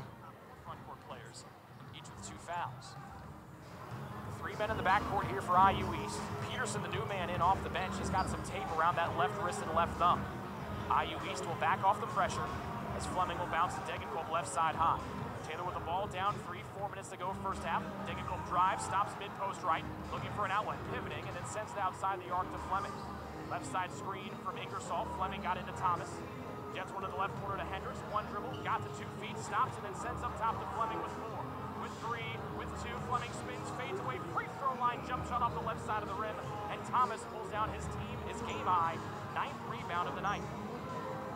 Both teams have gone cold here over the last few minutes from the floor. Peterson thought about a 3, and then they spin it to the far side. McKay off a Hendricks switch, goes in, slicing through, and flips it in with the right hand. Pretty move by Jalen McKay. He's got 6. That ends the almost 3-minute scoring drought for IU East.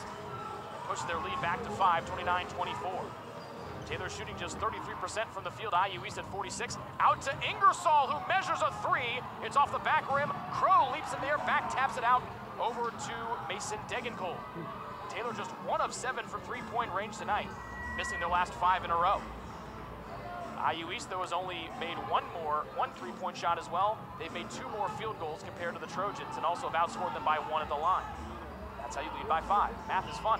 Degenkolb goes in, right hand hanger over traffic is no good, and then Ingersoll taps it away from Thomas, who shakes his head in disbelievement and just tiredness. Ingersoll cut off by the athletic Thomas. They go out to Degenkolb. He fakes a 3, now Thomas will guard him. Degenkolb has the advantage in speed, goes in, throws that head in the air, cannot get the call. They'll bounce it over to Fleming. Now they switch back as Thomas will guard Ingersoll. Degenkolb contested 3, right wing is long. Good job, Ingersoll Joe. hauls in the miss. Fleming drives, right hand shot over Thomas, no. Ingersoll's put back, weak side is good. Oh, Joe Ingersoll playing big minutes off the bench for Taylor. And Taylor cuts it back to 3. Huffman wanted to fire away from 3, denied by Crow. 2 minutes ago, first half, a big 2 minutes right here. As Robinson sits at the scores table with a sly smile, with Boiten sitting to his right, our left. Top of the key, Hendricks switches. Peterson jumps, floats it outside to Rollins with 7. Driving on Fleming with 5, fades away from 8. Off the back of the rim, Degenkolb hauls in a miss. Taylor with an opportunity to tie or cut the deficit to 1. Huffman tapped it out of Crow's hands, and he gets the ball back to Zevin. 90 seconds left first half. Degenkolb has paced the Taylor offense with 8 of their first 26. Left side screen, Ingersoll, bouncing weak side to Tim Fleming, who easily lays it in and cuts it to a 1-point game. IU East timeout as Degenkolb slices up the defense and bounces it to the left baseline. And Fleming did the rest for his second field goal. And Taylor to within 1 with 81 seconds remaining in the first half as IU East, they are angrily yelling at each other on the bench across from us as they take a full timeout. 1:21 remaining in the first half. We've got a good one here from Odell Arena. This is Taylor Men's Basketball, the Trojan Sports Network. Founded in 1950, Central Indiana Orthopedics began its tradition of offering compassionate expert treatment for patients with bone, joint, and muscle injuries and conditions. CIO doctors and staff continue that tradition today and provide specialized care in the following areas: ankle, back, elbow, foot, hand, hip, joint replacement and revision, knee, neck, physical medicine and rehabilitation, shoulder, spine, sports medicine, and wrist. CIO has locations in Anderson, Elwood, Fishers, Marion, Muncie, and Portland. The Anderson, Muncie, and Fishers offices also have walk-in clinics for acute injuries less than 2 weeks old, which do not require a referral or appointment. The doctors and specialized staff of CIO proudly serve as the official team doctors for Taylor University, as well as several area high schools and universities. To make an appointment or find out other information about Central Indiana Orthopedics, they can be reached at 800-622-6570. Getting Rombach back in here for IU East. He replaces the powerful man down low, Aaron Thomas. It's a little bit more of a faster lineup and a little more shooting out there for IU East as Watton and Robinson have come back in for Taylor. IU East, the 9th-ranked team in the country, they have the ball. They lead by 1 as we approach a minute to go in the first half. Kaufman to the left side high, and McKay trying to take Degenkolb off the dribble. They want to go down low to Rombach as Watton guards him. They find Rombach, baseline left. Spins, Watton blocked it, taps it in, Degenkolb hauls it in. 53 seconds left to go first half. Robinson, no look up to Watton, who puts it in, and Taylor leads. Watton with a block on one end. That sends the students into hysterics, and Taylor leads for the first time in many, many moons. But then Rombach on the other end goes in and draws the 3rd foul on Emmanuel Watton. He'll spin it in and have an opportunity to get a 3-point play. Well, folks, we will give you more Taylor basketball action at the halftime break of tonight's contest.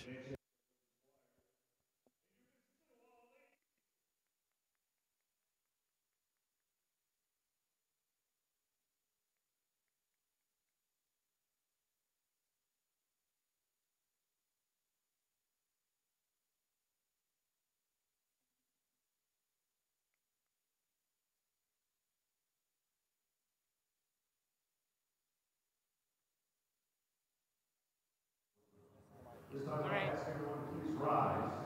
The blue ball mats. We are prepared for the playing of our national anthem.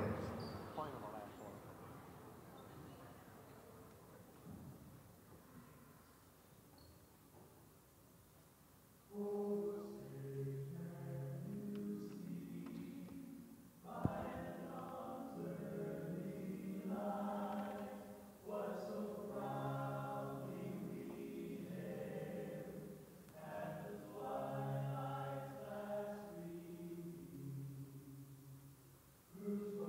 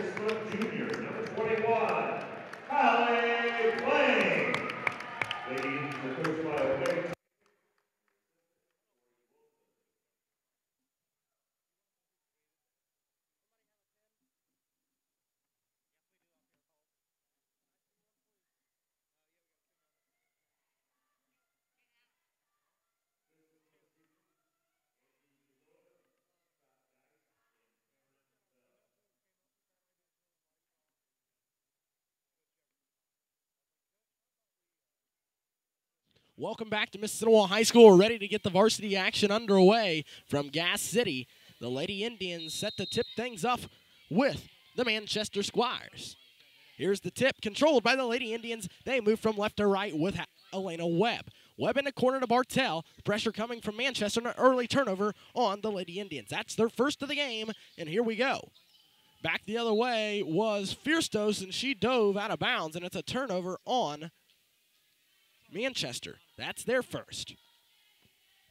Can't thank Taylor Mavronicals enough for his help tonight, along with Chase Whitehead, Ryan Scott, and Seth Kashanik, and my partner Josh Dakin announcing with me also. Yep, thank you, Dalton. And just a quick update here real quick while we have a second. Western Kentucky leads the Indiana Hoosiers 36-31 at halftime. That is girls basketball action in the NCAA. Missed shot from Allie Hewitt, and back the other way comes the Lady Squires. Also, Taylor University down to IU East 34-30 at halftime. Swinging it over, here's Fierstos. And now she's defended by Elena Webb. And she's the shooter that we've been talking about all night. Dribbling around her defender is West, kicks it out, and here's Fierstos going to launch a three ball. This three is nothing but the bottom of the net. Yeah, and that's the problem for the Indians tonight. They got to be able to guard that, or it's going to be a long night. Foy, and it's a kick ball on Manchester. And the Lady Indians were knocking on the door of another turnover. Do our best to keep you updated on the Eastbrook Panthers as well, as they just kicked off. Here's Webb at the top of the key, swings it over Allie Hewitt, a wide open three ball. This one is nothing but net. Allie Hewitt for three. A pass from Webb.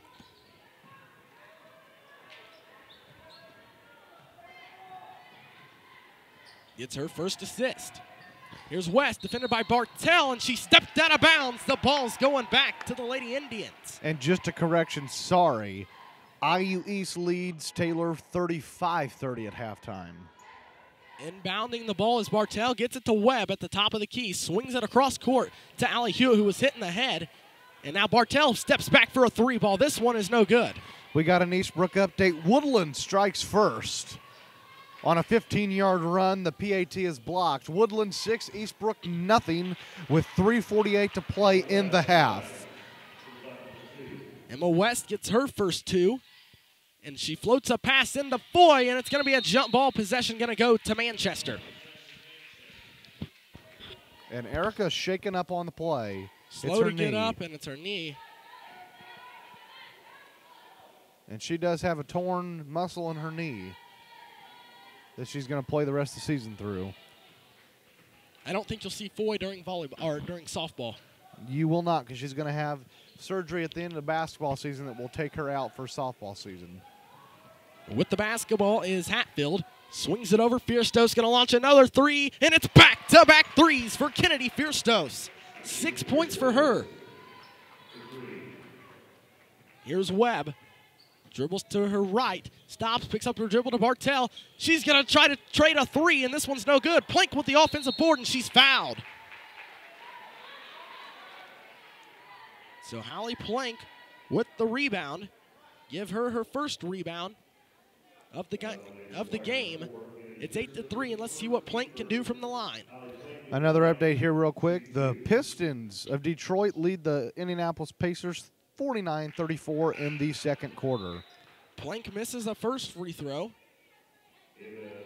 Number 1 Duke leads Southern 37-27 with 3:25 left in the first. One more free throw for Plank. This one is up, and this one also no good. Webb closes out, had the rebound, but it was no good. Back the other way comes West into the corner. Dribbles back to her left. Looks.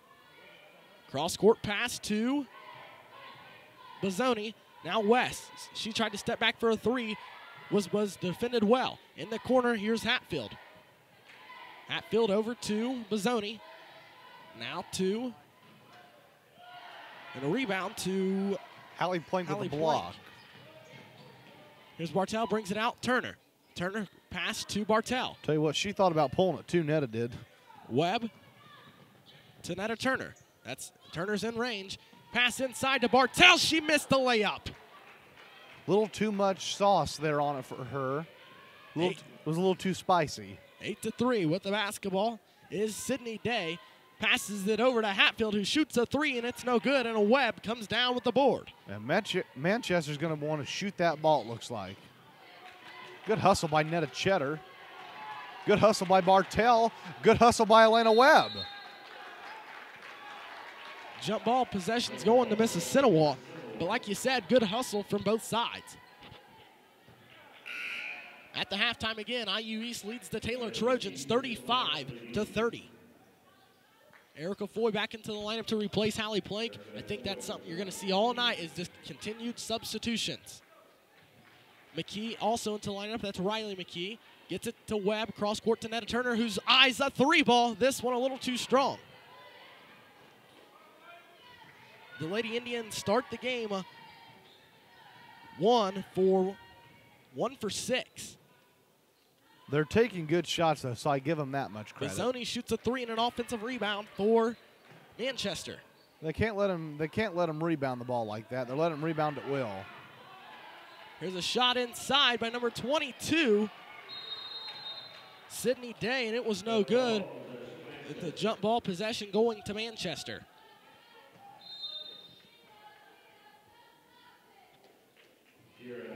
Eight to 3. 3:48 left in the first quarter. It's a physical game so far, back and forth. Elena Webb defending the out-of-bounds pass from Bizzoni. Bizzoni gets it to Hatfield. In the corner, Bizzoni. Defended by Webb. Now here's number 15 who just checked in. That's Kiera Hatfield. Day. Here's West. West gets inside, goes around Webb and almost put it in for an and one. But the foul's going to go against Elena Webb, and it's going to be her first. Yeah, that's a good foul there. No, Tan is checking into the lineup for the Indians. Let's see what West can do at the line. It's going to be a timeout. Mississinewa, Coach Tandy's going to take a 30. 8-3, 3:32 left in the first quarter. Right now, the Lady Indians have only hit one shot. They are 1 of 6 from the field. Manchester, on the other hand, is led by Kennedy Fierstos, 2 3-pointers, and then a layup by West, and West is at the line to shoot 2. We talked about it in the pregame, Josh.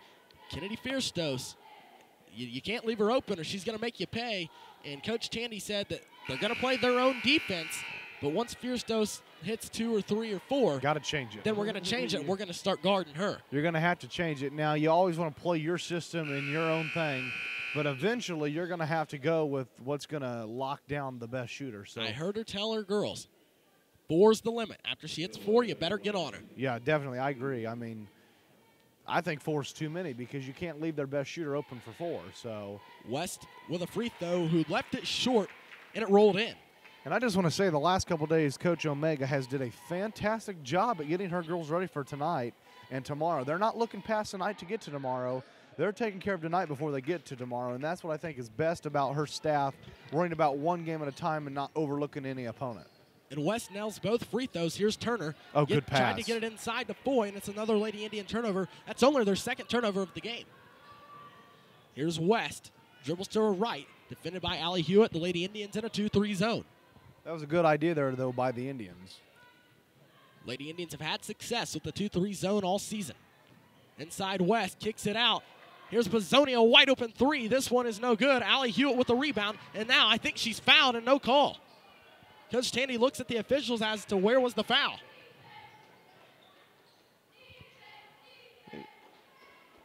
Hatfield, no, that's Day with the ball. Gets it over to Kiera Hatfield. She eyes the 3 ball. This one no good. And Tan almost had it and lost it. And now I think they're going to call a foul on Aubrey Tan. Yeah, she did. She reached and grabbed on the arm. They're just not rebounding. They have to box out. And as Omega, I was at practice yesterday, and if you didn't rebound or you didn't do a good job and box out, boom, run, down and back, down and back, down and back. So you would think by now that the ladies would have, and it doesn't look like they've had it. I mean, they're just not rebounding. They're being, I wouldn't say lazy, but they're being unfundamental on the defensive end. You're always taught to put a button to somebody.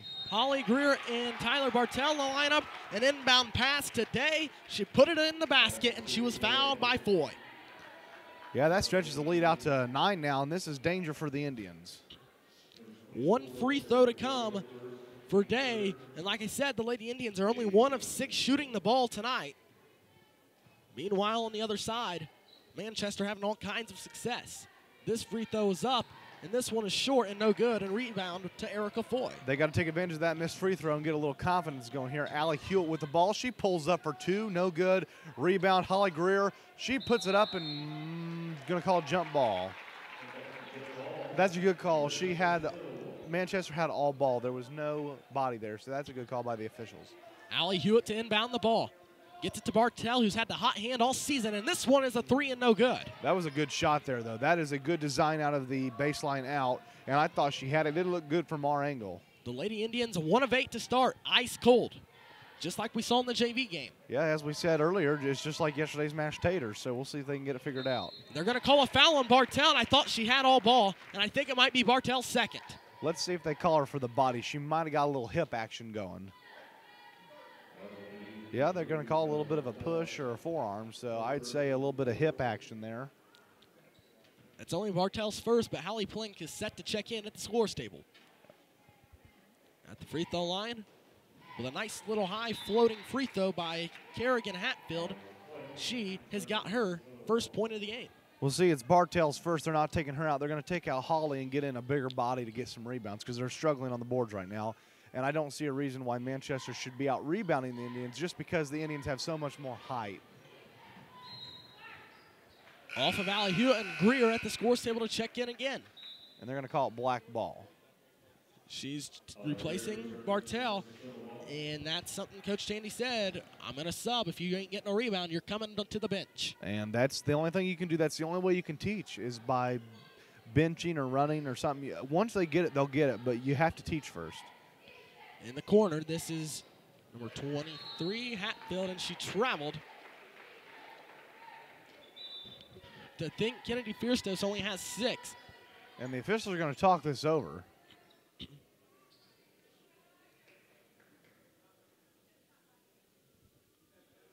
They're talking about some clothing here for the Indians.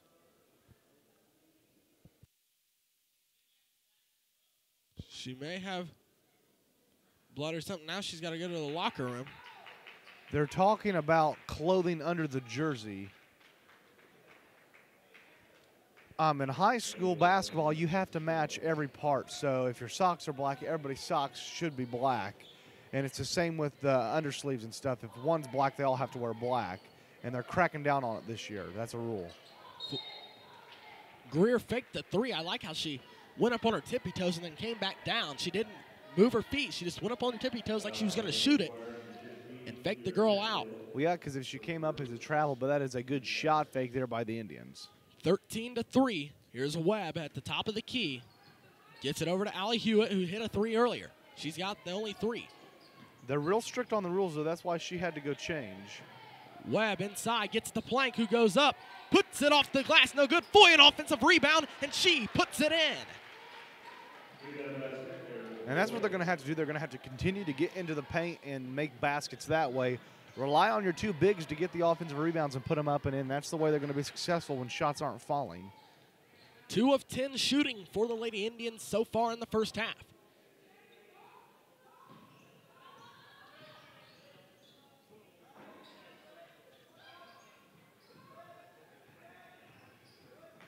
Good defense by the Indians. They're just sitting down playing D. They let the shooter go. Fierstos another 3. This one is off to the right, but an offensive rebound. That's what I'm saying. They're not rebounding. And here comes Dodderwick into the game for whoever didn't box out.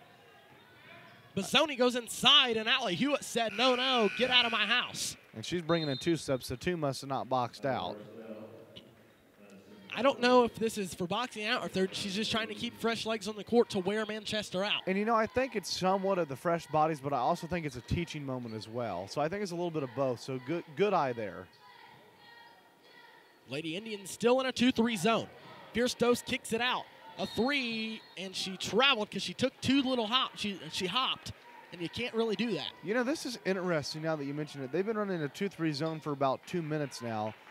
And it's quite interesting. I like Omega's strategy here. Taylor's a really good shooting, Manchester's a really good shooting team, and she's letting them shoot. Bartell inside to Plank. She turns around, puts it off the glass. No good. Dodderwick there to clean it up. No good. Plank fighting for it. And now Dodderwick comes away. Hustle. That is good hustle. Webb inside Plank, off the glass, puts it in. That is a good decision by Webb. She's going to have 1,000 assists by the end of her career here at Mississinewa. That's good defense, and now they're back to a man. So I think it was just a little bit of mixing it up. That is such a good strategy by Coach Omega Tandy. I love the call. Shot at the buzzer by Sydney Day was no good, and at the end of the first quarter, Manchester 13, Mississinewa 7. Back in 2 minutes with the second quarter. This is Lady Indian basketball on the Tribe Sports Network.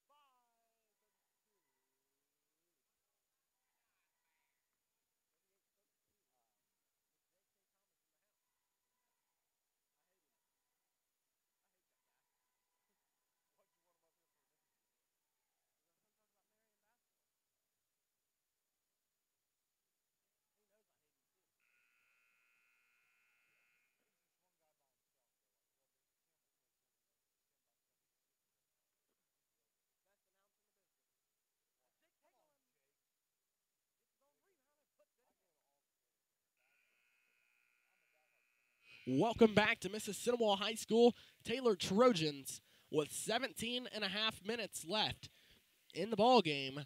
IU East 38, the Taylor Trojans 34. We'll keep you updated throughout the game and let you hear some, probably the end of that game as we reach the halftime break here at Mississinewa. Here at MHS, it's Manchester 13, Mississinewa 7. Here's West inside, looks. Webb denying Fierstos all over her, not letting her catch the ball. Oh, my goodness, they're going to call a defensive foul on Elena Webb. She had her hands to the side, and they said that she was holding her. And, you know, Dalton, that's going to happen. That's just one of the jobs in the business. We just got to have to accept it. I'll give the officials credit. Once again, they're doing a great job tonight. And as I told you during the timeout break, momentum's totally changed toward Mississinewa. A nice shot up and in by Erica Kendall. I mean, until right there, momentum had totally switched and changed. Here's Webb. Bartell eyes a three ball. This one long and no good. Yeah, she was a little off the mark on that one. She might have rushed the shot a little bit. If she would have just sit down just a little bit more, I think it would have been much better. And then they just throw the ball into nobody, and now Omega says slow it down. That's a good decision by Omega. She said, we don't need threes, we need twos. Plank to Foy. Foy only had 5 against Bluffton. Well, teams are starting to figure out that she's the head honcho. You need to stop her. Plank inside, off the glass, too strong. Foul on Madison Dodderwick. Allie Hewitt going to check in. Coach Tandy going to do everything she can to stay in this ball game. She's going to keep subbing. I'm not so sure if subbing is a good thing or a bad thing right now. I think it hurts the chemistry a little bit, but I also think it's good to keep fresh bodies on the floor. I mean, these girls should have enough chemistry playing every day in practice, so hopefully that benefits them. Sooner or later, Manchester's going to have to wear out. Well, you'd think so. Good Allie steal Hewitt by took Allie. it away. She's got a wide open court, goes inside. Nice little Euro step. This one no good. Foy rebound off the glass and puts it in. And I'm telling you, that's how they're going to have to do it. They're going to have to get offensive rebounds because the shots are not falling. They are as cold can be. That's good defense by Allie Hewitt. Other than the little jump there, that's good defense. Walling up. Step back three for Fierstos. And she said, get out of my way. I'm taking over. Well, the thing is, the Indians just put a hand down. You always have to contest the shot, especially when it's a shooter, and a bad pass there by Webb. Fierstos took it away. Back the other way is West. Almost a foul on Webb. That would have been her third. That's good defense, though. That's really good defense. Erica needs to give the ball up to Hallie. She does. Hallie missed it. Missed a wide open layup at the basket. Hallie missed it, but you know what? She did a really good job running the floor there. I mean, she kind of went undetected on the radar. She ran right under there. It was a good pass by Erica. you know, you can't hit all of them. I think she got a little scared when she saw the Manchester defender come, but that's a good way to run the floor there by Hallie Plank. Foy gets her 5th point of the game and 3 fresh bodies in. No, that's 2. Ulrich and McKee got a little bit of speed in the lineup. The Lady Indians trail by 10 with a free throw from Foy can make it 9. This free throw by Foy is nothing but net, and she has 6. The pressure continues from the Lady Indians in a full court press. McKee almost had it. Pass inside and up and off the glass is Sydney Day, and the lead is back to 9. And I think the Indians might have to find a little bit different of a way to defend this. If they're going to press, they need to adjust it a little bit. A blocking foul against Manchester, and Coach Jake Everett is not happy with the officials.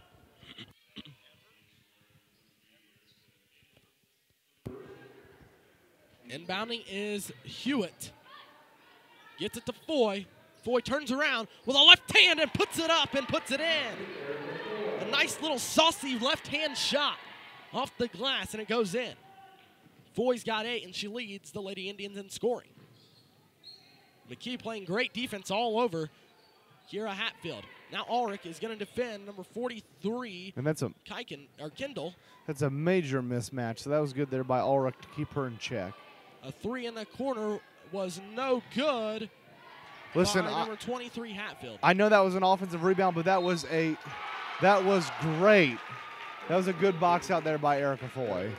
A basket and a foul for Kindle, and the foul's going to go on Taylor Ulrich.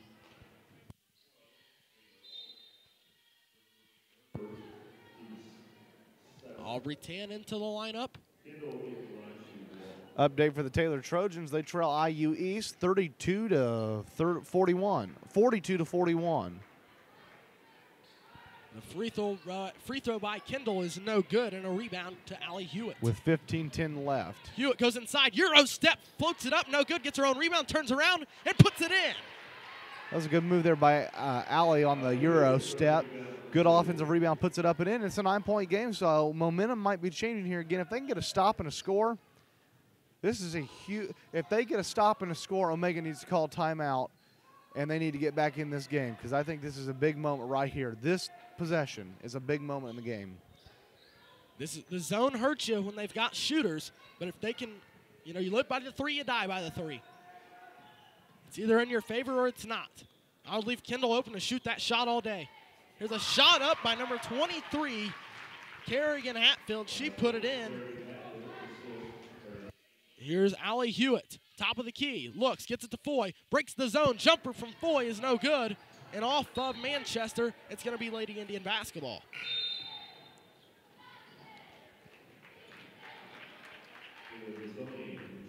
Yeah, that was a good shot there by Erica just to get through the defense, but I want to say that they might have had a better option, though. Lady Indians 4 of 20 shooting from the field. Here's Foy, goes around her defender, puts it on the floor, and she is fouled on the floor. That was a good drive there by Erica. That's a grown woman's move right there. Tyler Bartel to inbound the basketball. Put your head down and get to the basket. Here goes Webb and Turner into the lineup to replace Hewitt and Ulrich. Yeah, they're bringing in the sharpshooter Netta here, Netta Cheddar, to see if she can. Josh, I think as many times as she subbed tonight, I think it's definitely to keep fresh bodies. I agree. Here's Tan, going to go to the free throw line, gets inside. She wanted a foul, and she threw it out of bounds. I guess it's going to be a turnover. Ooh, that was a little iffy. There was a lot of body there. I don't know. I've got 5 turnovers on the Lady Indians. That's really good compared to what it's been. I'll say that is a big improvement so far in the game. We can at least say turnovers hasn't killed us. It's just maybe defense that has struggled a little bit tonight. Hatfield over to Day. A jumper for 2 is good. It's a 13-point lead for the Lady Squires.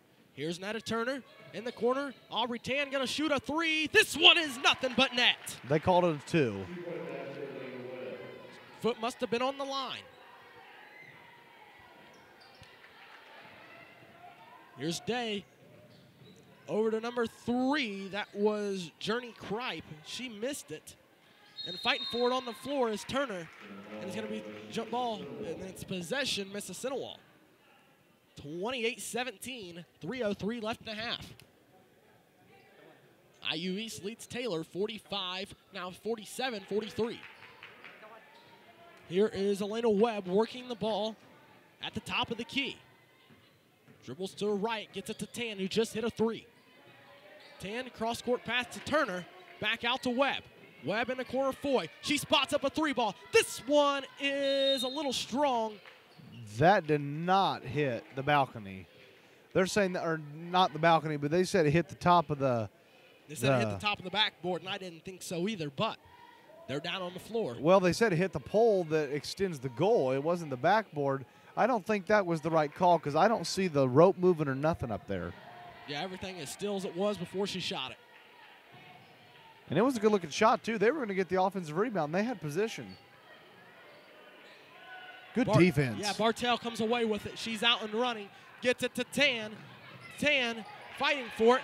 And now the Lady Indians have got to stay back in pressure. I don't like them pressure right now, though, Dalton. I think it's good for them to get back because they're getting beat on the fast break. I think they need to get back and sit down. I think that's what Coach Tandy said. Stop pressuring and get back and play defense. They're going to rely on the defense.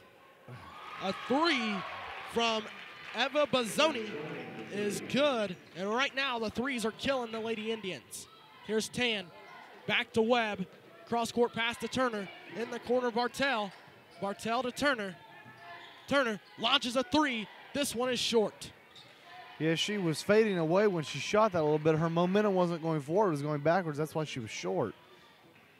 31-17, a minute 38 left. Here's another 3 from Manchester. This one rims in and out, and a rebound comes down to Foy. She has got 5. And I'll tell you what I think it is. If the Indians just slow it down and they continue to swing the ball around, they're going to get open shots. They're just maybe pushing the issue just a little bit.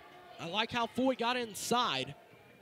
Like you said, listen a little bit too much. A little bit of an acrobatic shot it was, and the defense slept.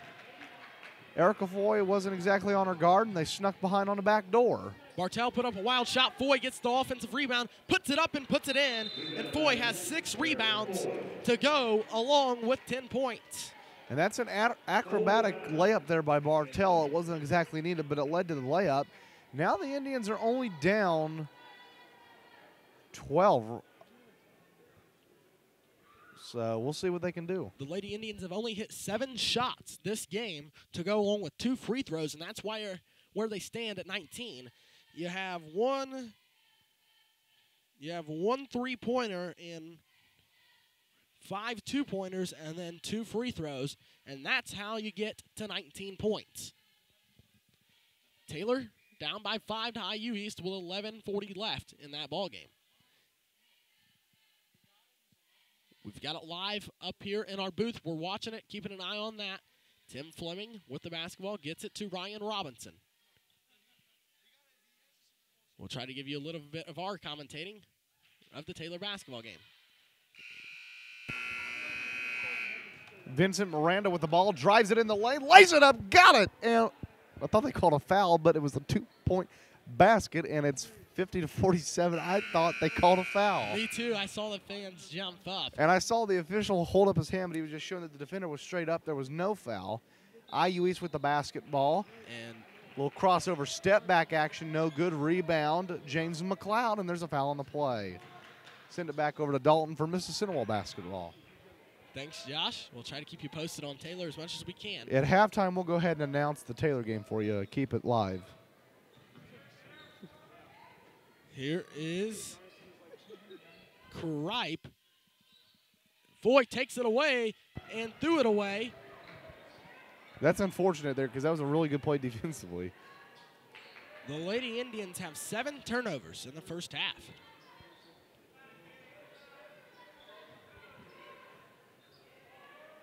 I think Manchester going to hold for the final shot.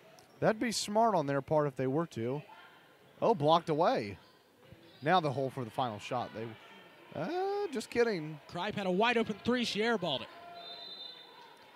Now with 11 seconds, Indians can definitely flip the momentum. They had the last basket, forced Manchester to call a timeout, and then they airballed. This is a chance for them to get it back within single digits. Hold for the last shot and at least get a bucket. Then you're only down 10.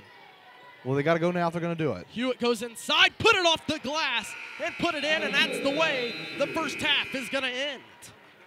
At the end of the first half, Manchester 31, Mississinewa 21. At the halftime, Erica Foy leads the Lady Indians with 10 points. Allie Hewitt has 7. Hallie Plank with 2, and Aubrey Tan with 2. We'll be back with the second half in just a few moments.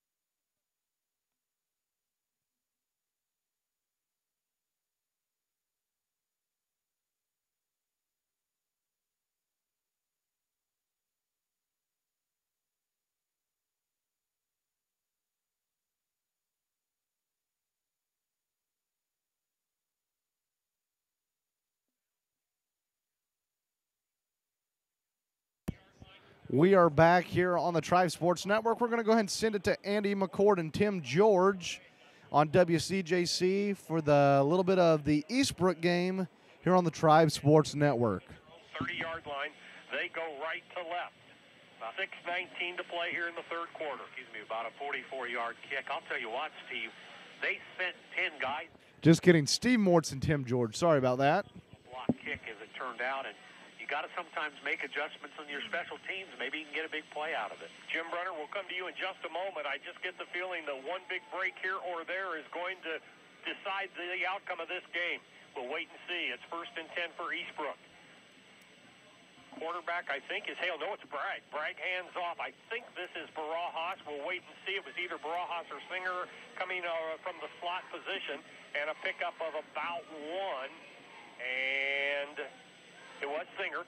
And Jim, again, I don't know if you get the same feeling I do, but one play just might turn this thing all around.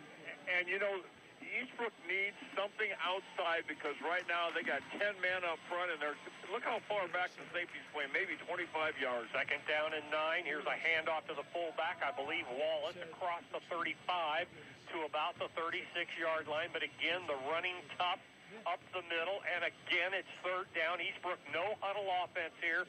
Big play on 3rd and about 4.5. See if they can pick it up. Handoff goes to the fullback, not even close. No place to go for Wallace on a very conservative 3rd and 4.5 call. Eastbrook's going to have to punt the football away. It is 4th down, and here comes the punting team. Boy, I got to tell you, this is, Tim, like a heavyweight 15-round boxing match. Yeah, and again, the Woodland defense controlling that line of scrimmage, their front four getting the job done. Hard to run between the tackles. Wallace had a 5-yard run a moment ago. That was his longest run of the night. Crazy. Let's see if Maloney can get a good punt off here with the slight breeze at his back. Again, the wind howling out of the south. There's the snap. It's a good one. Here comes the kick. It is high. It is long. And they're going to let it bounce again. And it takes a sideways bounce, and it's downed by Singer, I believe. We'll check that out. Maybe Kiesling at about the 23-yard line. But it is 1st and 10 for Woodland. And, Tim, am I correct? Have we had 4 possessions here in the third quarter, 2 by each team?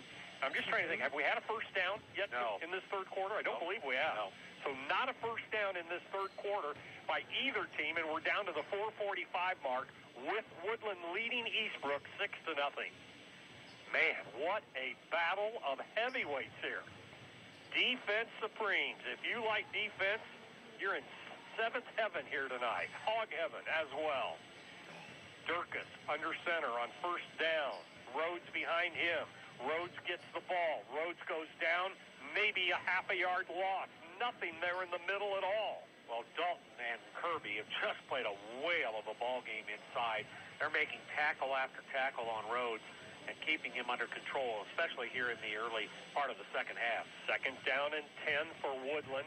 Again, Tim, you get the feeling, too, that both teams are so conservative here in this third quarter that, again, they're just trying to get this game down to the stretch drive. Yeah, and Woodland can afford to be a little more conservative than Eastbrook can. Well, they can right now. You're right. 2nd down and 10. Durkis under center. Here's Rhodes again. Nothing much. Maybe a yard, maybe 2, and that's it. 3rd down. Again, a run right up the gut. I am really surprised by both of these coaches and teams being so conservative here in this football game. Well, I don't know what it is, but Durkis has struggled throwing the football. Eastbrook hasn't completed a pass yet throwing the football, so sit on the ground and see if you can break one sometime. Big play here. Again, 3rd, we'll call it 8 for Woodland. They fall at the 24 or 25-yard line in their own territory. Play clock down to 5. They change the plane. Twin receivers to the right. There's the snap. Here's the roll. Looking to pass. He does throw down in the 5. Intercepted! Intercepted by Eastbrook. This is down to the 20. Down to the 15. Touchdown Eastbrook! Touchdown Eastbrook on the pick 6. The pick 6 by Eastbrook. And it's tied at 6-6. Tim, I'm trying to pick up the number of the defender who caught the ball. Play Dalton. And that is just a little bit of coverage.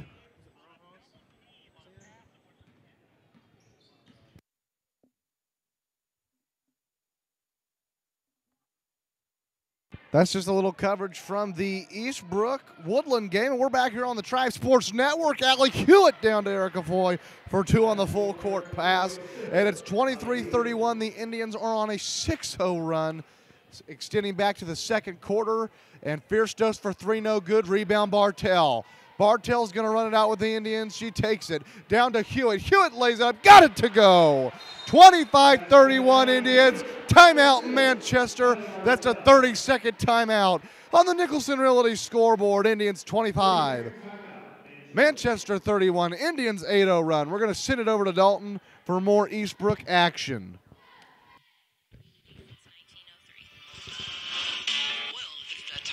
Also, just a quick update, Eastbrook leads 7-6 over Woodland after the interception, pick 6 in PAT. Amon Howard, and he gets it out to the 30 to the 35-yard line and goes down at about the 37-yard line. So good field position for Woodland, but now for the first time in the game, they trail 7-6. And Tim, let's see if that 35-yard pick 6 by Clay Dalton might open up this game for both teams. Well, we'll see. Now we got a new ball game, and now Woodland will. And welcome back to Mississinewa High School. Every time out from here on out, we'll give you coverage of Eastbrook Panther football for those of you in the community. And that is Steve Mortz and Tim George on the call. Also, a quick update from Taylor. 61-57. Taylor trails with 6:45 left. And also, the Lady Indiana Hoosiers lead Western Kentucky 60-49 at the end of the third. Erica Foy pulls up for 2, no good. Just a second ago, it was a basket Manchester, 34-25. They extend it back to a 9-point lead. Jump ball possession, Mississinewa. We'll continue to keep you updated on both Taylor, the Lady Indiana Hoosiers, and Eastbrook football. During the timeouts, we'll send it over to Steve Mortz and Tim George for coverage of Eastbrook's semi-state championship against Woodland. They get the ball into Hallie Plank. She lays it up, no good. Tyler Bartell with a jump ball, and it'll be possession Manchester. 66-57. Taylor trails now all of a sudden. With 5:56 left, that ball game might be getting a bit out of stretch for the Trojans. Manchester inbounds the ball, number 5 over to 22. She drives it in. Netta with defense there. Out of bounds, it'll be Mississinewa basketball after it went off number 43 for Manchester. Bartell to inbound for the Indians over to Elena Webb. Webb with the ball. Brings it up for the Indians. Had a little trouble with the handle over to Allie Hewitt at the top of the key. Hewitt drives it into the lane, lays it up, no good. Thought she might have got fouled, but back the Indians come on defense. Netta cuts off the drive there by number 5. Manchester will set it up. 24 with the basketball at the top of the elbow, over to 22 for 3. No good, way off the mark. Elena Webb rebound. She's going to bring it down the floor for the Indians. She looks, she takes it, she lays it up, she's fouled on the play. More of a little bit of a jump shot there than a layup, and we'll send it back over to Dalton with Steve and Tim. Just a little quick update, not going to go back live to Eastbrook yet. Clay Dalton had a sack in the backfield after that interception, a loss of 9. The Eastbrook Panthers are roaring to life. And that's interesting to hear. I don't know if you're for it or against it, and nothing against Eastbrook, but I'm against it just because they're a rival school. But it's good to see them have success year in and year out. Coach Adamson has did a great job at Eastbrook for the past 30 years. Elena Webb, both of her free throws are up and no good. And Manchester brings down the rebound and brings it back down the court. Taylor. Allie Hewitt. Still by Allie Hewitt. Layup, no good. Elena Webb offensive rebound. She gets it over to Bartell. She pulls the trigger. She got it to go. 28-34 Indians trail. That 3 by Bartell is her first 3 of the game. And the Indians starting to come back to a little life. Taylor's coming back to a little life, and Eastbrook's back to life. Still by Netta, and gives it to Allie Hewitt. She drives, lays it up, got it to go. It's 30-34 Indians trail, and here they come on the 5-0 run. That's 11 points for Allie Hewitt. Her and Foy both lead the team in scoring. Foy with 12, Hewitt with 11. And she just came out of nowhere, and Indians need to lock down defensively as they've came back and made this a ball game now. Shot up, Fierce Toast went inside and put it in the basket and ran Turner right over. I thought that was going to be a charge called. They didn't call it. Allie Hewitt with the ball. She drives into the lane, throws it into Plank, and she turns it over. So momentum, we've said momentum all night. Momentum has changed once again. Just a little comparison to football. Eastbrook was down, never gave up, and now they're roaring. The Lady Indians were down and have never given up, and now they're coming back. Taylor, just a quick update, 71-61, they are down. Elena Webb with the steal. She's got a lane. She lays it up, and it's good with the left hand, and timeout by Omega Tandy and the Indians. 32-36 Indians trail. We're going to send it over to Steve Mortz and Tim George live at Woodland High School. It's actually at Eastbrook High School tonight. Key factor as we go down the stretch here. Only one timeout left for Woodland. Just one. They've used two here in the third quarter. All right, here we go. 3rd and 15. Under a minute to play. It is Woodland ball at their 44-yard line. They'll have to punt if they don't pick up the necessary yardage. Here comes a handoff. Now it's a reverse, and it's going to be another loss. With the carry is Amon Hicks, and Tim Eastbrook stuffed it out again, and it's 4th and a mile now for Woodland. There were 3 black jerseys ready that time as he tried to get the corner, and Hicks was swarmed over. Bratcher was over there. Singer was over there. They really made a fabulous play. 3 straight losses. That they did, and that is going to, well, I was going to say that's going to do it for the third quarter. It looks like there's about a 1/10 of a second difference, and I think that Woodland can let the clock run out. They will. On the Riverside Community Federal Credit Union scoreboard, at the end of 3, well, wait a minute. Are they going to be able to let the clock run out? No, they're going to have to take a delay by about a 1/10 of a second. They're going to have to take a delay penalty by about a 1/10 of a second because they didn't want to use their last time. So at about the end of the third, Panthers 7, Woodland 6. Just an update from Taylor College. 71-61, they trail with 4:13 left. We'll see if they can bring it back. They're struggling right now offensively. Allie Hewitt playing defense. The ball was deflected by her. Hallie Plank outside. The pass is stolen by Aubrey Tan. Elena Webb with the ball. She takes it in. Little soft move. Puts it up and in. And the Indians trail by 2, 34-36. They need a stop here defensively. Allie Hewitt on the defense for the Indians. Over to Hallie Plank now. Allie Hewitt, Hallie Plank. That's a little bit of a tongue twister. Indians playing good defense now. Tried to fight through the screen. She lays it up and got it to go. That was Fierce Toast, Josh. She's tough. And 38-34 Indians trail now. Let's see if they can get it back. Bartell drives it in the lane. She turns it over. And right when Indians get it back to 2, they turn the ball over. Misses the easy layup, and it's out of bounds. Mississinewa ball. So as you heard it from Steve Mortz himself at the end of the third quarter, Eastbrook 7, Woodland 6. And they're getting ready to start the fourth quarter at Eastbrook High School in the semi-state. If they win this week, they'll play next Friday or next Saturday, I don't quite believe which one, at Lucas Oil Stadium. They get it into Bartell in the middle of the zone. She swings it over to Plank. Plank will be smart and bring it back out and set it up over to Webb. Webb over to Bartell for a deep 3. No good. Jump ball possession, Mississinewa. They're going to call a foul on the play. Never mind. Who's the foul going against? They're going to call a foul on Manchester. Uh-oh, and this coach is livid over here, Mr. Everett, and he is not happy. But, I mean, it's been that way the whole game for both sides. Hallie Plank lays it up, no good, thought she was fouled. She gets the offensive rebound, puts it up and in. Indians trail by 2 once again, 36-38, with 2:44 left in the third quarter. If the Indians can play defense and get a couple stops, they might have a chance. A baseline pass over to number 15 for 3, and she got it. That was Kiera Hatfield. Elena Webb with the ball. They left her wide open over to Tan. Tan with the ball at the top of the key. She swings it over to Webb. Webb will think about it over to Bartell. Bartell gets it into Plank. Plank lays it up, got it to go again.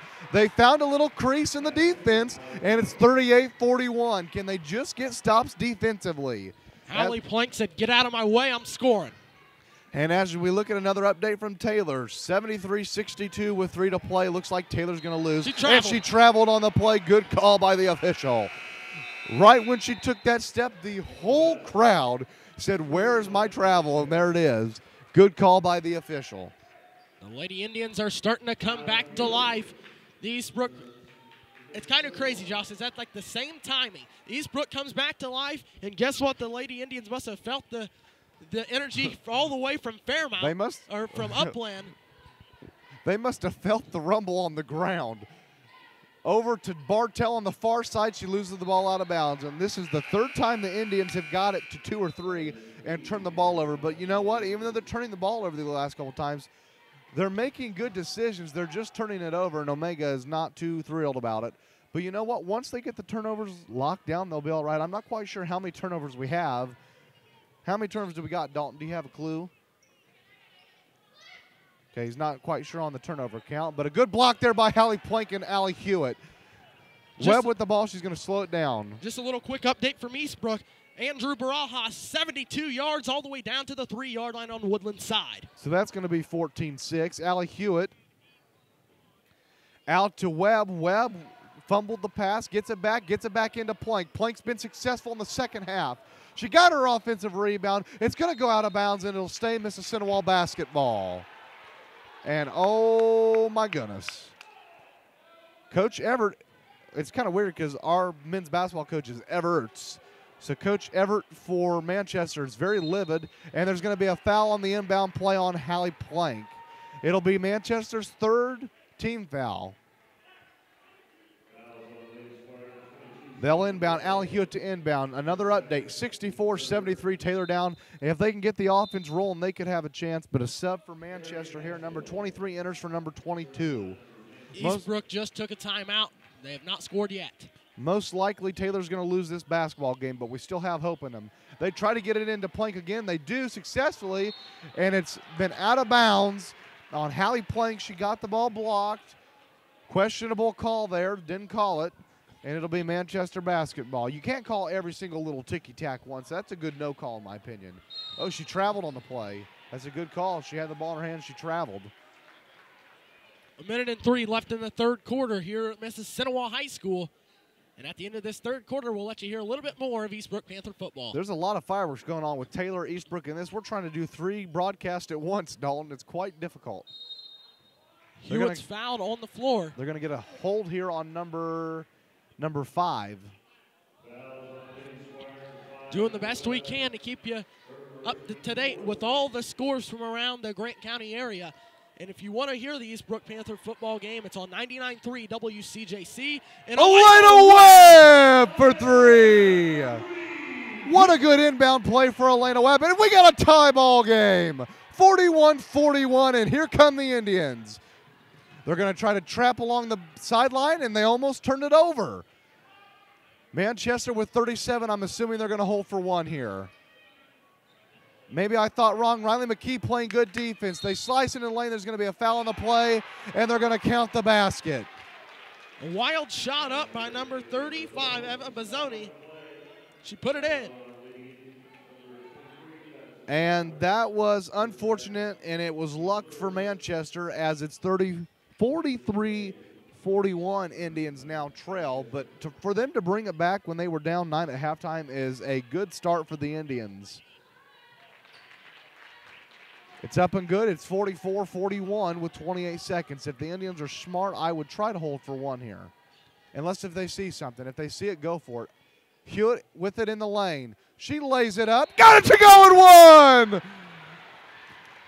Allie Hewitt having a huge game for the Lady Indians. She leads all scorers with 13. And let me tell you, this is like an exact replica. Manchester comes down, hits a 3. Mississinewa goes down, hits a 3. They turn around. Manchester gets an and 1, and so doesn't the Indians. It's up and is good, and we have an exact replica, a mirror image, 44-44. Taylor Trojans with a 3-point basket. It is 69-76 now. They're making a bit of a run with 1:30 to go. Riley McKee playing good defense with 10, and she might have stepped over the half-court line. Lays it up, got it to no good. Down to Riley McKee with 2 seconds on the clock. She lays it up, and it's good! The three-point basket as time expires. Lady Indians. Let's see if they call it a 2 or a 3, but holy moly. I think it's going to be a 3. It's a They called it a three-point basket. And the Indians lead 47-44 with no time left in the third quarter. We're going to send it over to Dalton Bishop with Steve Mortz and Tim George for the fourth quarter of the Eastbrook Panther football game. Josh, I lost coverage of Eastbrook due to, I don't know what happened, but I just lost coverage. But I do know they scored. Eastbrook, with 11 minutes left, leads Woodland 14-6.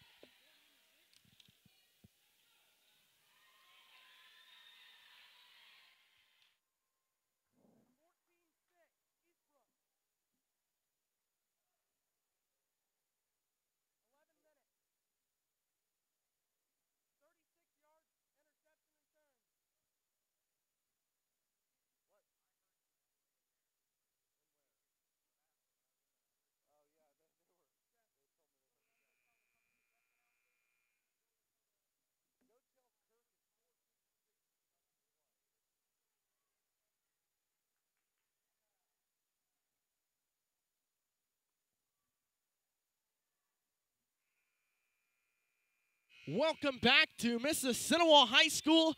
And my, oh my, what a third quarter for Mississinewa. A Riley McKee 3 at the buzzer gives the Lady Indians their first lead in about, an hour and a half.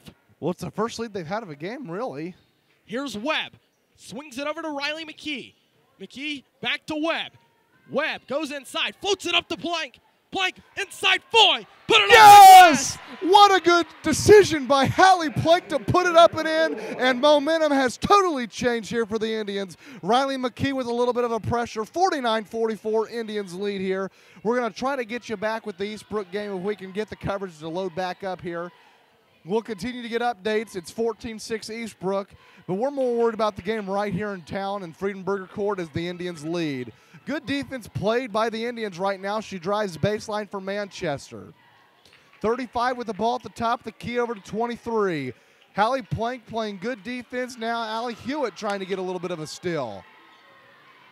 Over to Riley McKee now as they play really good defense. Elena Webb on the help, and there's going to be they're going to count an and one. She literally took 3 or 4 steps after the whistle was blown, and Coach Tandy can't believe it. I can't believe what I just saw. Now, I'm not complaining about the officials all night, and I'm not going to complain about the officials because that's not our place to do it. But I will say that one was a bad call. I can't believe they called the foul at the three-point what line. I just saw. They call this ain't the NBA, and I understand. I'm not going to sit here and complain about it, but I'm just saying. Hewitt goes inside. She puts up a floater. This one rolls out. 78-71, Taylor trails right now with 1:10 to go. They're bringing it back, and she might have. They're going to call a foul. That's a good call. She reached in. That's a good call there by the official. I thought she had a hold of the ball, if anything. That's a really good call by the official. Taylor's locking down defensively here.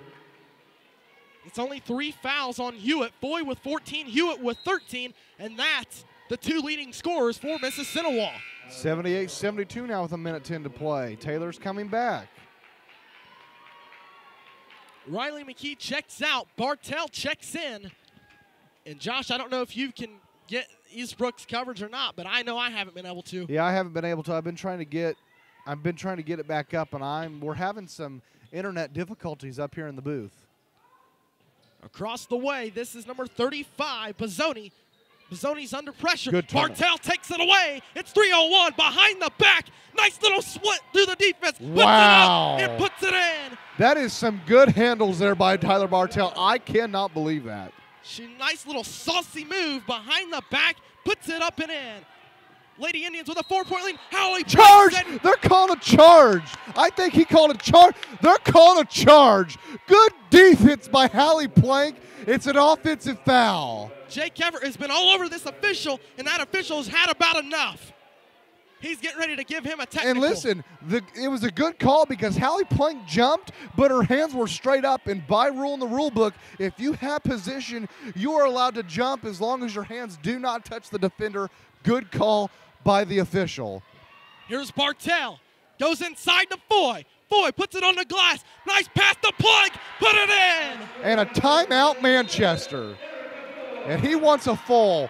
53-47. Indians lead with 6:05 here in the fourth, and we're going to keep it here. We're going to try to get the Eastbrook game back up for you. Just another update. Taylor now brings the back 78-74. We'll go ahead and send it over to Ryan Johnson Rick with the Johnston. call. 12 to shoot as Robinson will get it in baseline right. Taylor with the ball down 4. Crow trying to get free. No look dish. Hagelin, and there to within 2. A timeout for Taylor with 36 4/10 of a second left. Ryan Robinson, a crafty no-look dish on the baseline left. And Taylor, after being down by a game-high 12, now trails by 2 with 36 4/10 of a second remaining here in regulation. We're back after this commercial break. So you heard it from the man himself. Taylor, all of a sudden, on pretty much what is a 12-0 run to get back into the game here, 78-76 with 30 to play. They're going to try to play that one out, and we're still trying to get you an update. Last update we heard on Eastbrook is 14-6. We'll see what we can stir up here in the pot. But right now your Indians lead by what would be 6. How big of a run did the Lady Indians go on in that third quarter? At the halftime, it was 31-21. The Lady Indians scored 16 points in the third quarter to just 13 from Manchester. Working the ball down the court. This is Bozzoni, defended by Foy.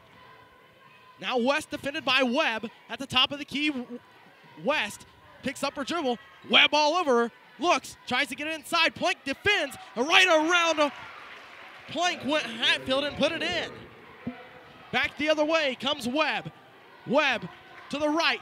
Cross-court pass, Bartell. Eyes the 3. No good. Gets her own rebound. Puts it up. And she is fouled. Good way to follow your shot by the by Tyler Bartell. We have an update. Lady Giants of Marion lead Columbia City 29-7 at halftime.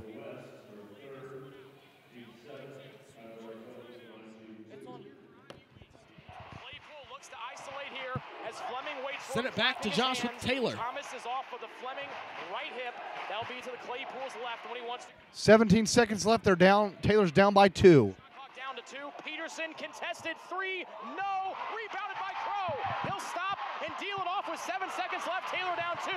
Here comes Degenkolb into the air. He was fouled on the floor. And 2 free throws for Mason Degenkolb to tie the game up with 3 7/10 of a. Allie Hewitt fighting for on the floor. It's going to be a jump ball, and we'll get you the end of Taylor's game in just a few seconds. Back to Josh with the end of Taylor's game. And Mason Degenkolb. 2 seconds left, 78-76. Taylor down, and it's going to be a timeout. IU East. Taylor has 2 free throws with 2 seconds to tie the game. We'll send it back to that as soon as the timeout is over. For now, we'll send it back to Dalton with the Indians. Thank you so much, Josh. Here is a 3 out of the corner by number 23, Hatfield, no good. Plank picks up the rebound, gets it back to Foy. Down the court, Bartell crosses over. It's on the floor. Hallie Plank gonna pick it up, kick it out to Foy. She eyes the 3, spots it up, lefts it short. Fierstos is on the ground in pain, and back to Taylor basketball.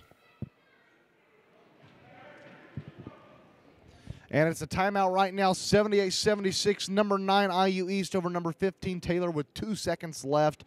Taylor has 2 free throws for Mason Degenkolb to tie the game, and we'll send it back over to Rick Johnston for the last couple seconds of that game. We'll keep it with there until the end of that game, and then we'll send it back to Dalton here in Friedenberg Court. From IU East, Lucas Huffman. Taylor down 2, 78-76. The first one. Good. 1-point game. Mason's been quiet. Just 12 here in the second half, and now IU East, interestingly enough, will take their last timeout with 3 7/10 of a second left. And at Degenkolb with there as he lets a towel fall on his face. We'll take a break and come right back. So as you can hear, the Taylor Trojans are knocking on the door of headed to overtime as of now if Mason Degenkolb can hit a free throw. It's 78-77. Taylor down by 1. Eastbrook, last I know, leads 14-6, and Josh is looking for an update as Kennedy Fierstosa is exiting the court. Good news for Manchester. She's able to walk off the floor under her own power.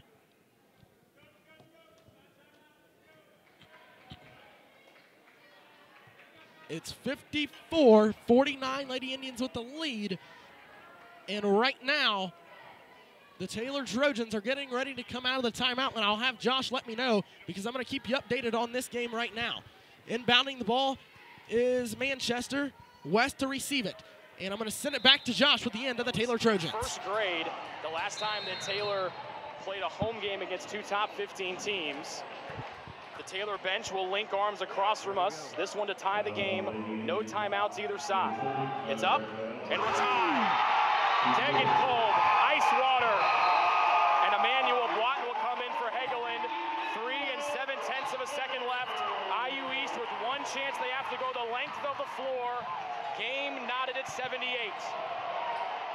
Claypool will get it in. IU East stacks everybody in 4. At the top, 3 7/10.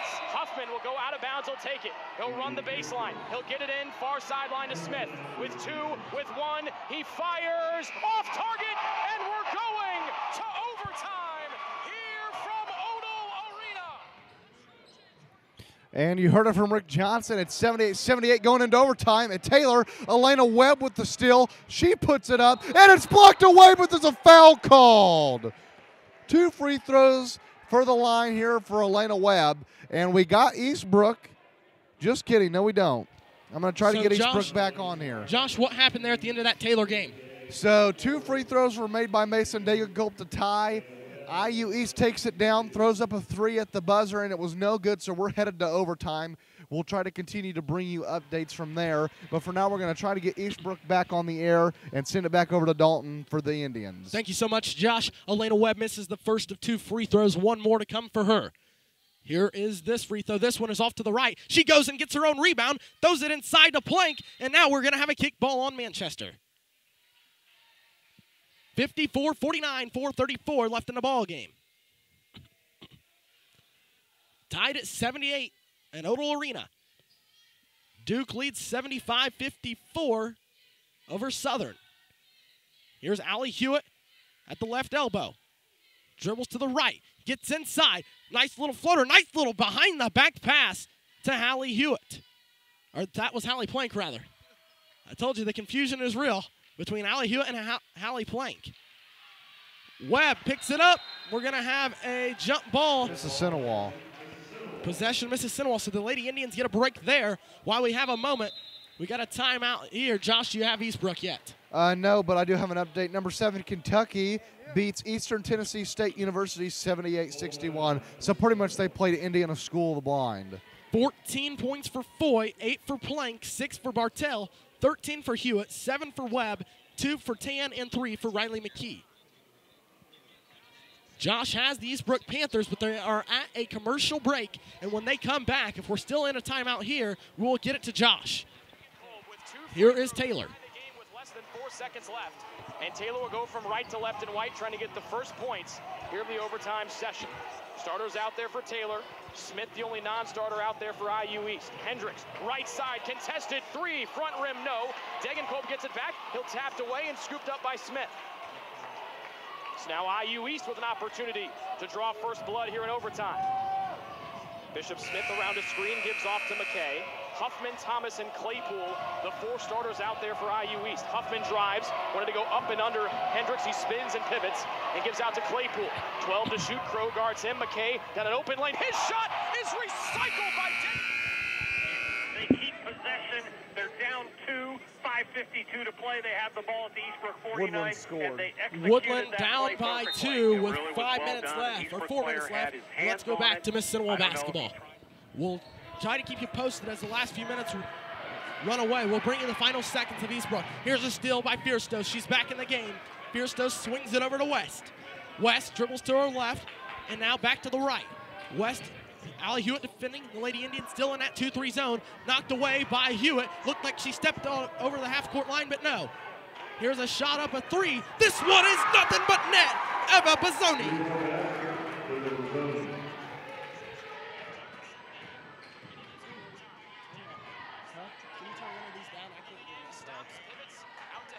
Here is Elena Webb, rather. Webb at the top of the key. Gets it to Foy. Foy turns around. Ready to kick the ball out. Now Foy backs her defender down. Puts it off the glass and puts it in the basket.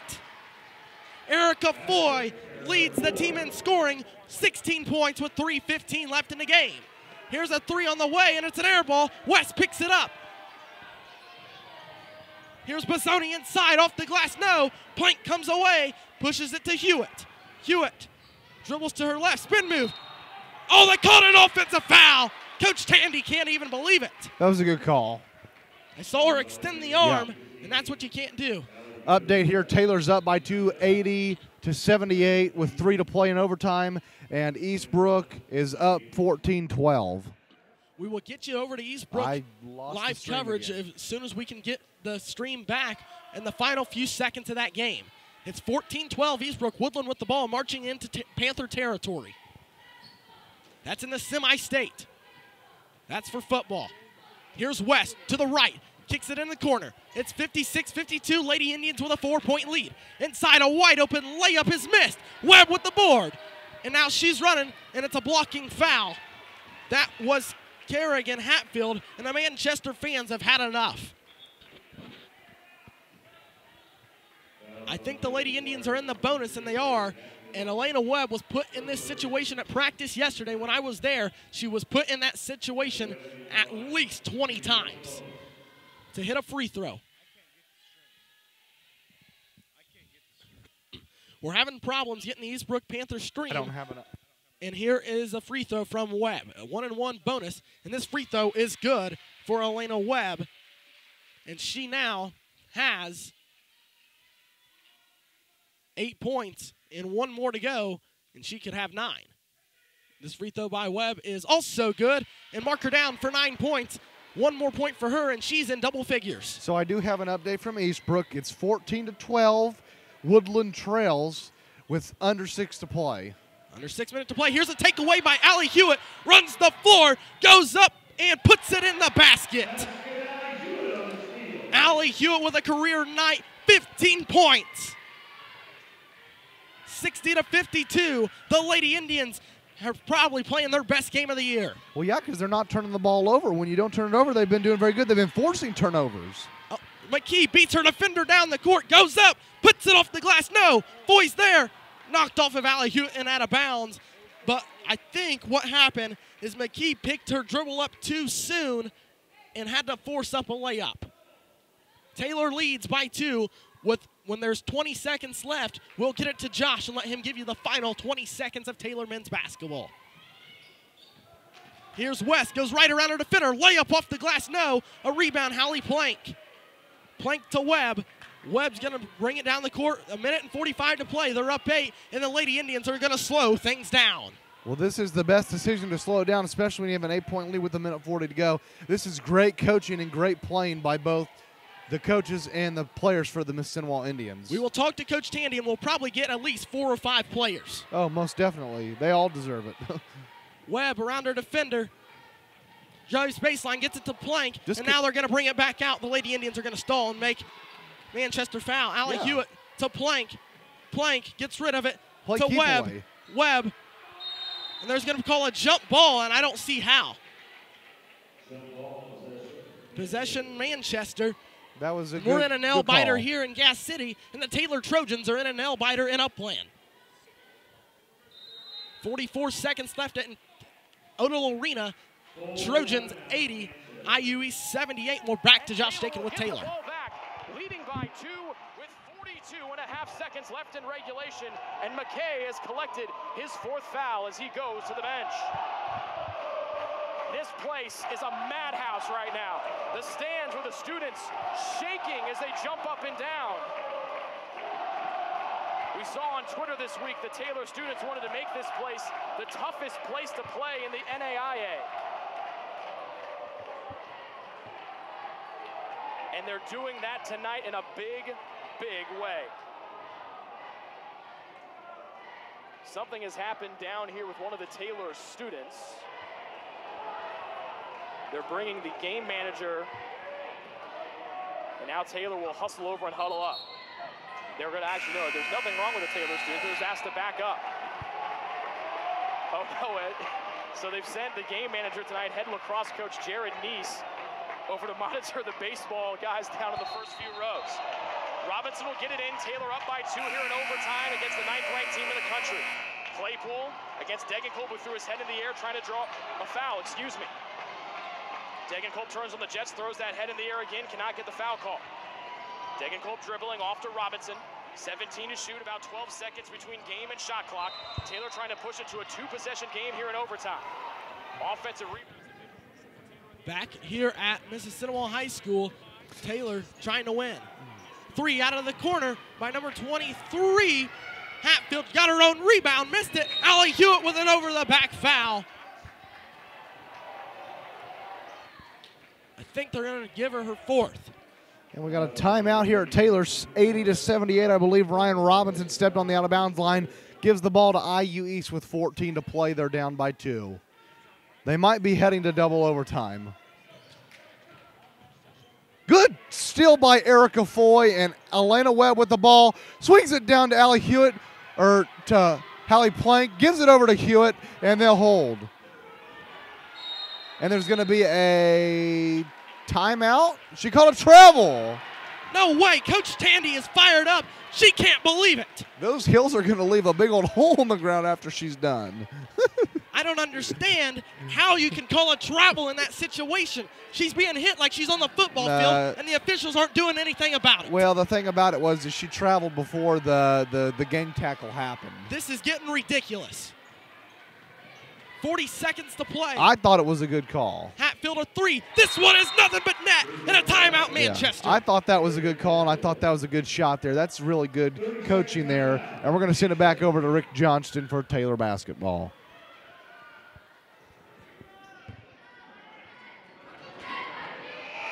So here we go.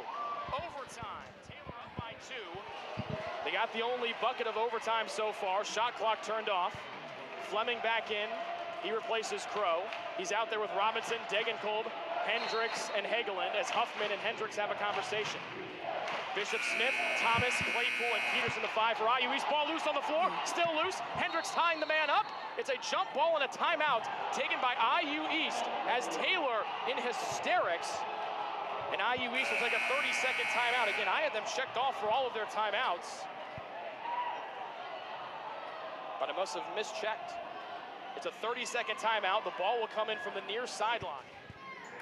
Welcome back to Mississinewa High School. Allie Hewitt set to inbound the basketball. She looks, gets it to Foy. Foy to Webb, and now it's going to be almost a turnover, and Webb brings it out, and she's fouled. And now Webb going to go to the line, and down the stretch, Josh, this is what hurt the Lady Indians all year long. You've got to hit your free throws. Yeah, and that's the thing. I'm guessing that they worked on it in practice yesterday, and I know they did because I saw them, but I don't know that they were exactly pressure free throws. You got a 5-point lead with 31 seconds. You have to hit these, and as Elena Webb's a freshman, this might be a little difficult. She shot it like she's been playing at the varsity level for all 4 years. And I'll tell you what, that is stone cold veins there for Elena Webb. One more for Webb. She's got 10, and now make it 11 for Elena Webb. 3 Lady Indians in double figures. Stone cold veins. 62-55, 26 seconds left. Here's West to the left. Shot clock turned off with 9, with 8. Here's a shot up, and no good, out of bounds. And the Lady Indians are going to win this game. 1.2 seconds, a couple tenths of a second went off. They'll put it back to 1.6 or 1.7, I think. And it'll stay here with IU East, still trailing by 2. Excellent move there by Claypool as he went blowing down the left side of the floor and almost scooped it up at home. Put it back to 1.8 seconds. And it'll be Claypool to get it in. McLeod will come in to use that 6'5" frame. James will replace Ryan Robinson. 1.8 seconds separates Taylor from their second top 10 win of the year. And Claypool will get it in from the right side at baseline. Number 15, Taylor leads number 9, IU East by 2 with 1.8 seconds left to go here in overtime. Claypool, Smith, Huffman, Peterson, and Thomas, the 5 for IU East. They may try to run a lob to Thomas. Claypool, baseline right, in down low to Huffman. Contested shot, rolls around, no good, and Taylor wins! Taylor! And you heard it from Rick Johnson himself. Taylor wins in overtime, 80-78. And here comes the students as they charge the court in the first win in since 2005 against the top 10 team at home. We're back here in Mississinewa. Manchester throws up the 3, no good. And the Lady Indians win 64-55 here at Friedenberger Court in a close, up-tempo contest. We're going to send it down to Dalton here in a few with the coach's interview and about 4 or 5 interviews with the players. And Taylor gets the big dub tonight, 78-80. And also, we're going to get a score for you for the Eastbrook game, but Taylor picks it up in overtime. We're going to keep it here. The students charge the floor as the crazy atmosphere goes. Woodland has a 2nd and goal at Eastbrook 5 with 18 seconds to play. Eastbrook calls timeout, leading 14-12, and it's a goal for Eastbrook. We're going to get that game to you live here just in a moment. Even with a guy who's as successful as Crilly has been. If I know Sherwood Haydock, the Woodland coach, they're thinking touchdown, not field goal. Yep. And they're going to have to throw to the end zone. They're going to have to throw. I don't think they can afford to run it here. Again, they'd have to come back and spike it if they don't pick up the first or the touchdown. Here we go. 2nd and goal from the 5. 18 seconds to play. 14-12 Eastbrook. But Woodland is knocking on the door. Rhodes the running back. The quarterback is Durkis out of the shotgun. They've got 3 wide receivers to the wide side of the field. That's the left side. 1 receiver to the right. Here's the snap. Here is Durkis. He's going to try to run. Tries to get outside to the left. He's going to go down. Now they got to hurry up. Down to 10. Down to 9. They've got to spike the ball. It's just 3rd down. 6 seconds to play. 5, 4, 3, 2. There's the snap. There's the spike with 1.5 seconds to go. They got a chance to win the game with a field goal. I didn't think they could get by with a run, Steve. I really thought they didn't. And they proved me wrong by 1.5 seconds. Here we go. It'll be a field goal. Now let's get the yardage. I think the ball's going to be marked at the 9. A loss of 4. The field goal is going to come by Crilly. And the ball is marked at the 15. It's a 25-yard field goal on the last play of the game to win the game. Let's see if Eastbrook will take a timeout. I got a feeling Eastbrook will take a timeout. They do. And I got a feeling they'll take a 3rd timeout as well to try to ice the kicker, Luke Crilly. Jim Brunner down on the field. We said this game might go down to a final possession, a final play. We got it. And let's just hope that Eastbrook can get a missed field goal out of Woodland here to survive. Well, Jim is somewhere down on the field, not sure where. Thought he was ready for that quick take, but we'll keep it right here. Tim George with a situation with 4th down, makes no difference.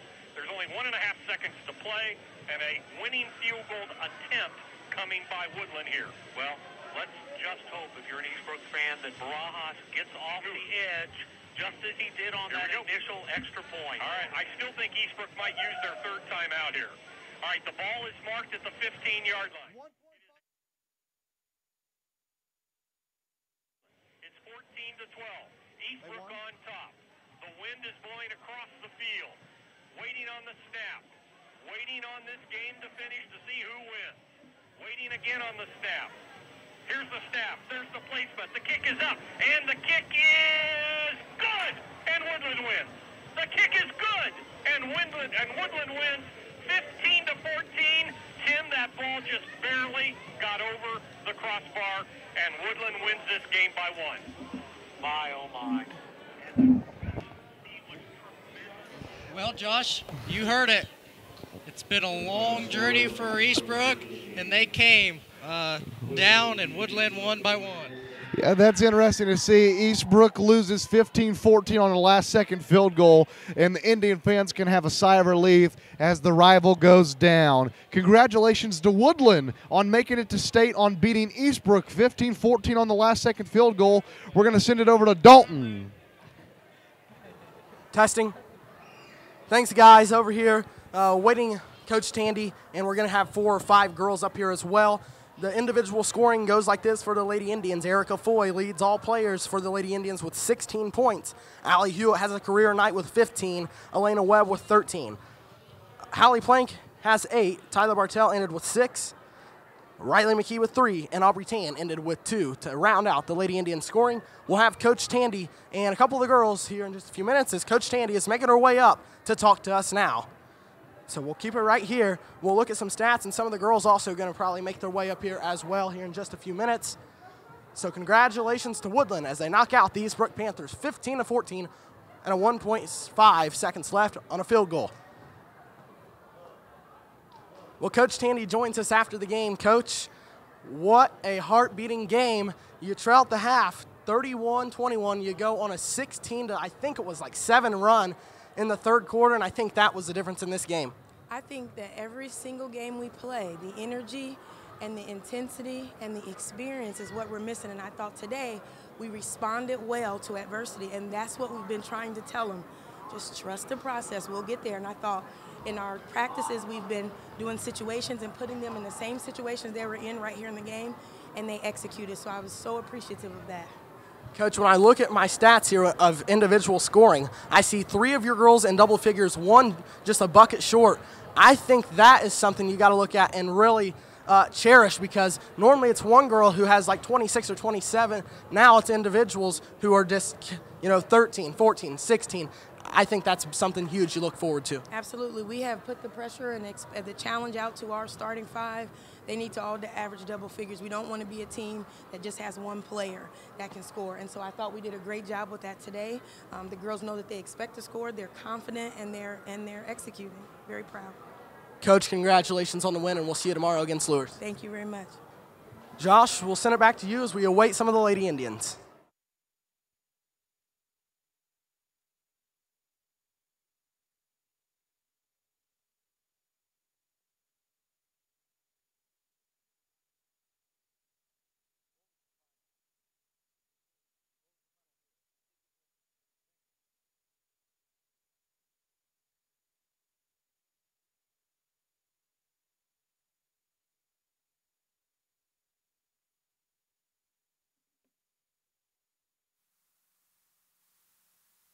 Josh, as you just heard, Coach Tandy very excited about the Lady Indians winning tonight.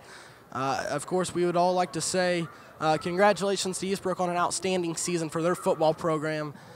Congratulations, Woodland. They're headed to the Class 2A state finals coming up this next Friday or Saturday, not quite sure which one. We are awaiting some of the players for the Lady Indians. Erica Foy, one of them. Allie Hewitt is one of them. Tyler Bartell, Hallie Plank, and Elena Webb, also some of the names as well that we are awaiting. So we'll, Josh, what was some of your thoughts on tonight's game? Up-tempo. It was very up-tempo, a lot of scoring, a lot of good defense. I mean, to be honest with you, there were so many events going on, I didn't really get to pay attention to the varsity game a whole lot, but I definitely thought ball movement was a lot better, same with defense. Thanks, Josh. Erica Foy is with me after the Lady Indians come back from behind at the halftime to win tonight's game, 64-55. Erica, you guys were down at the half, and then you went on a 16-7 run in that third quarter. I thought that was really the deciding factor in tonight's game. Definitely. We turned our intensity up, and we got steals. We just played our game. I pointed something out to Coach Tandy that she didn't know, or off the top of her head. Of course, she coached. I looked at my individual scoring. There's 3 girls in double figures in scoring, and then there's 1 just a bucket short of being in double figures. I thought that was something huge that you guys can build on the remainder of the season. Definitely. Everyone should score. Everyone needs to score. We're just doing what we know how to. Erica, thank you for your time, and we'll see you tomorrow against Lures. Thank you. And then Elena Webb is with us as well. Elena, you're in double figures in scoring tonight. Talk about what it was like playing in that second half, being down at the halftime. I think we came out with confidence, and we just slowed down our offense and didn't force shots. Do you feel like the defense really stepped up in that second half, causing turnovers to lead to some easy buckets? Yes. Lana, thank you for your time, and we'll see you tomorrow against Lures. Thank you. And then Allie Hewitt is with us. Allie, we've talked about it all year long, not on our broadcast, but just to each other, about shooting the ball. Tonight you was really aggressive, had 15 points.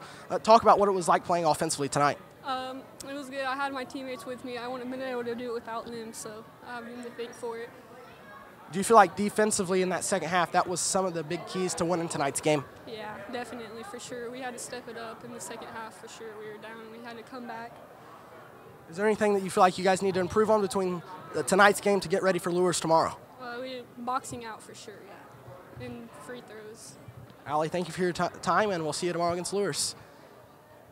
And then Tyler Bartell comes in, get her interview.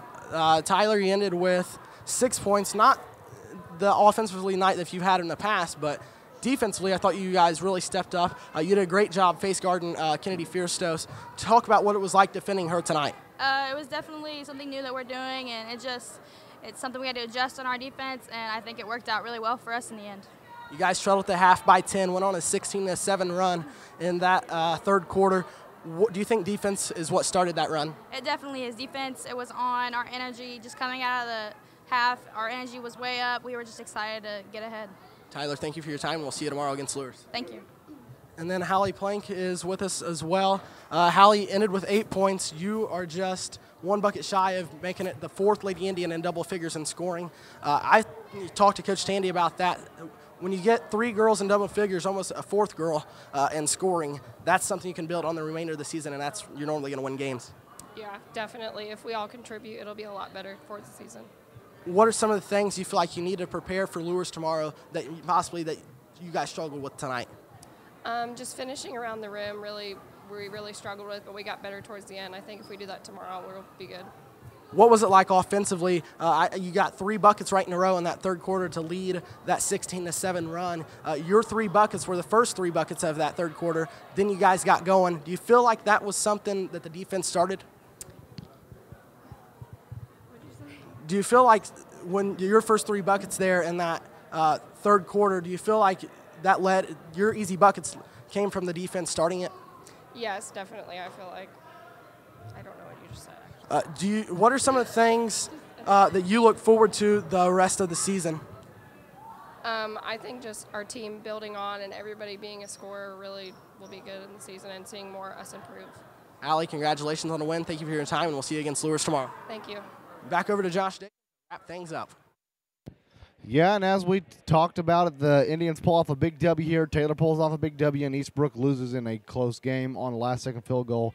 We're just going to go ahead and get some final thoughts here. They play the Mississinewa Lady Indians play Bishop Lures tomorrow. JV game starts at 6. Varsity game follows. They're going to have to come out, bring the energy. They're going to have to come out and play defense and score the ball, and that'll do it here for Mississinewa. Here at Friedenberg Court, we're going to sign off to you. Ryan Scott, Dalton Bishop, and Josh Dakin along here tonight. And we'll send it off.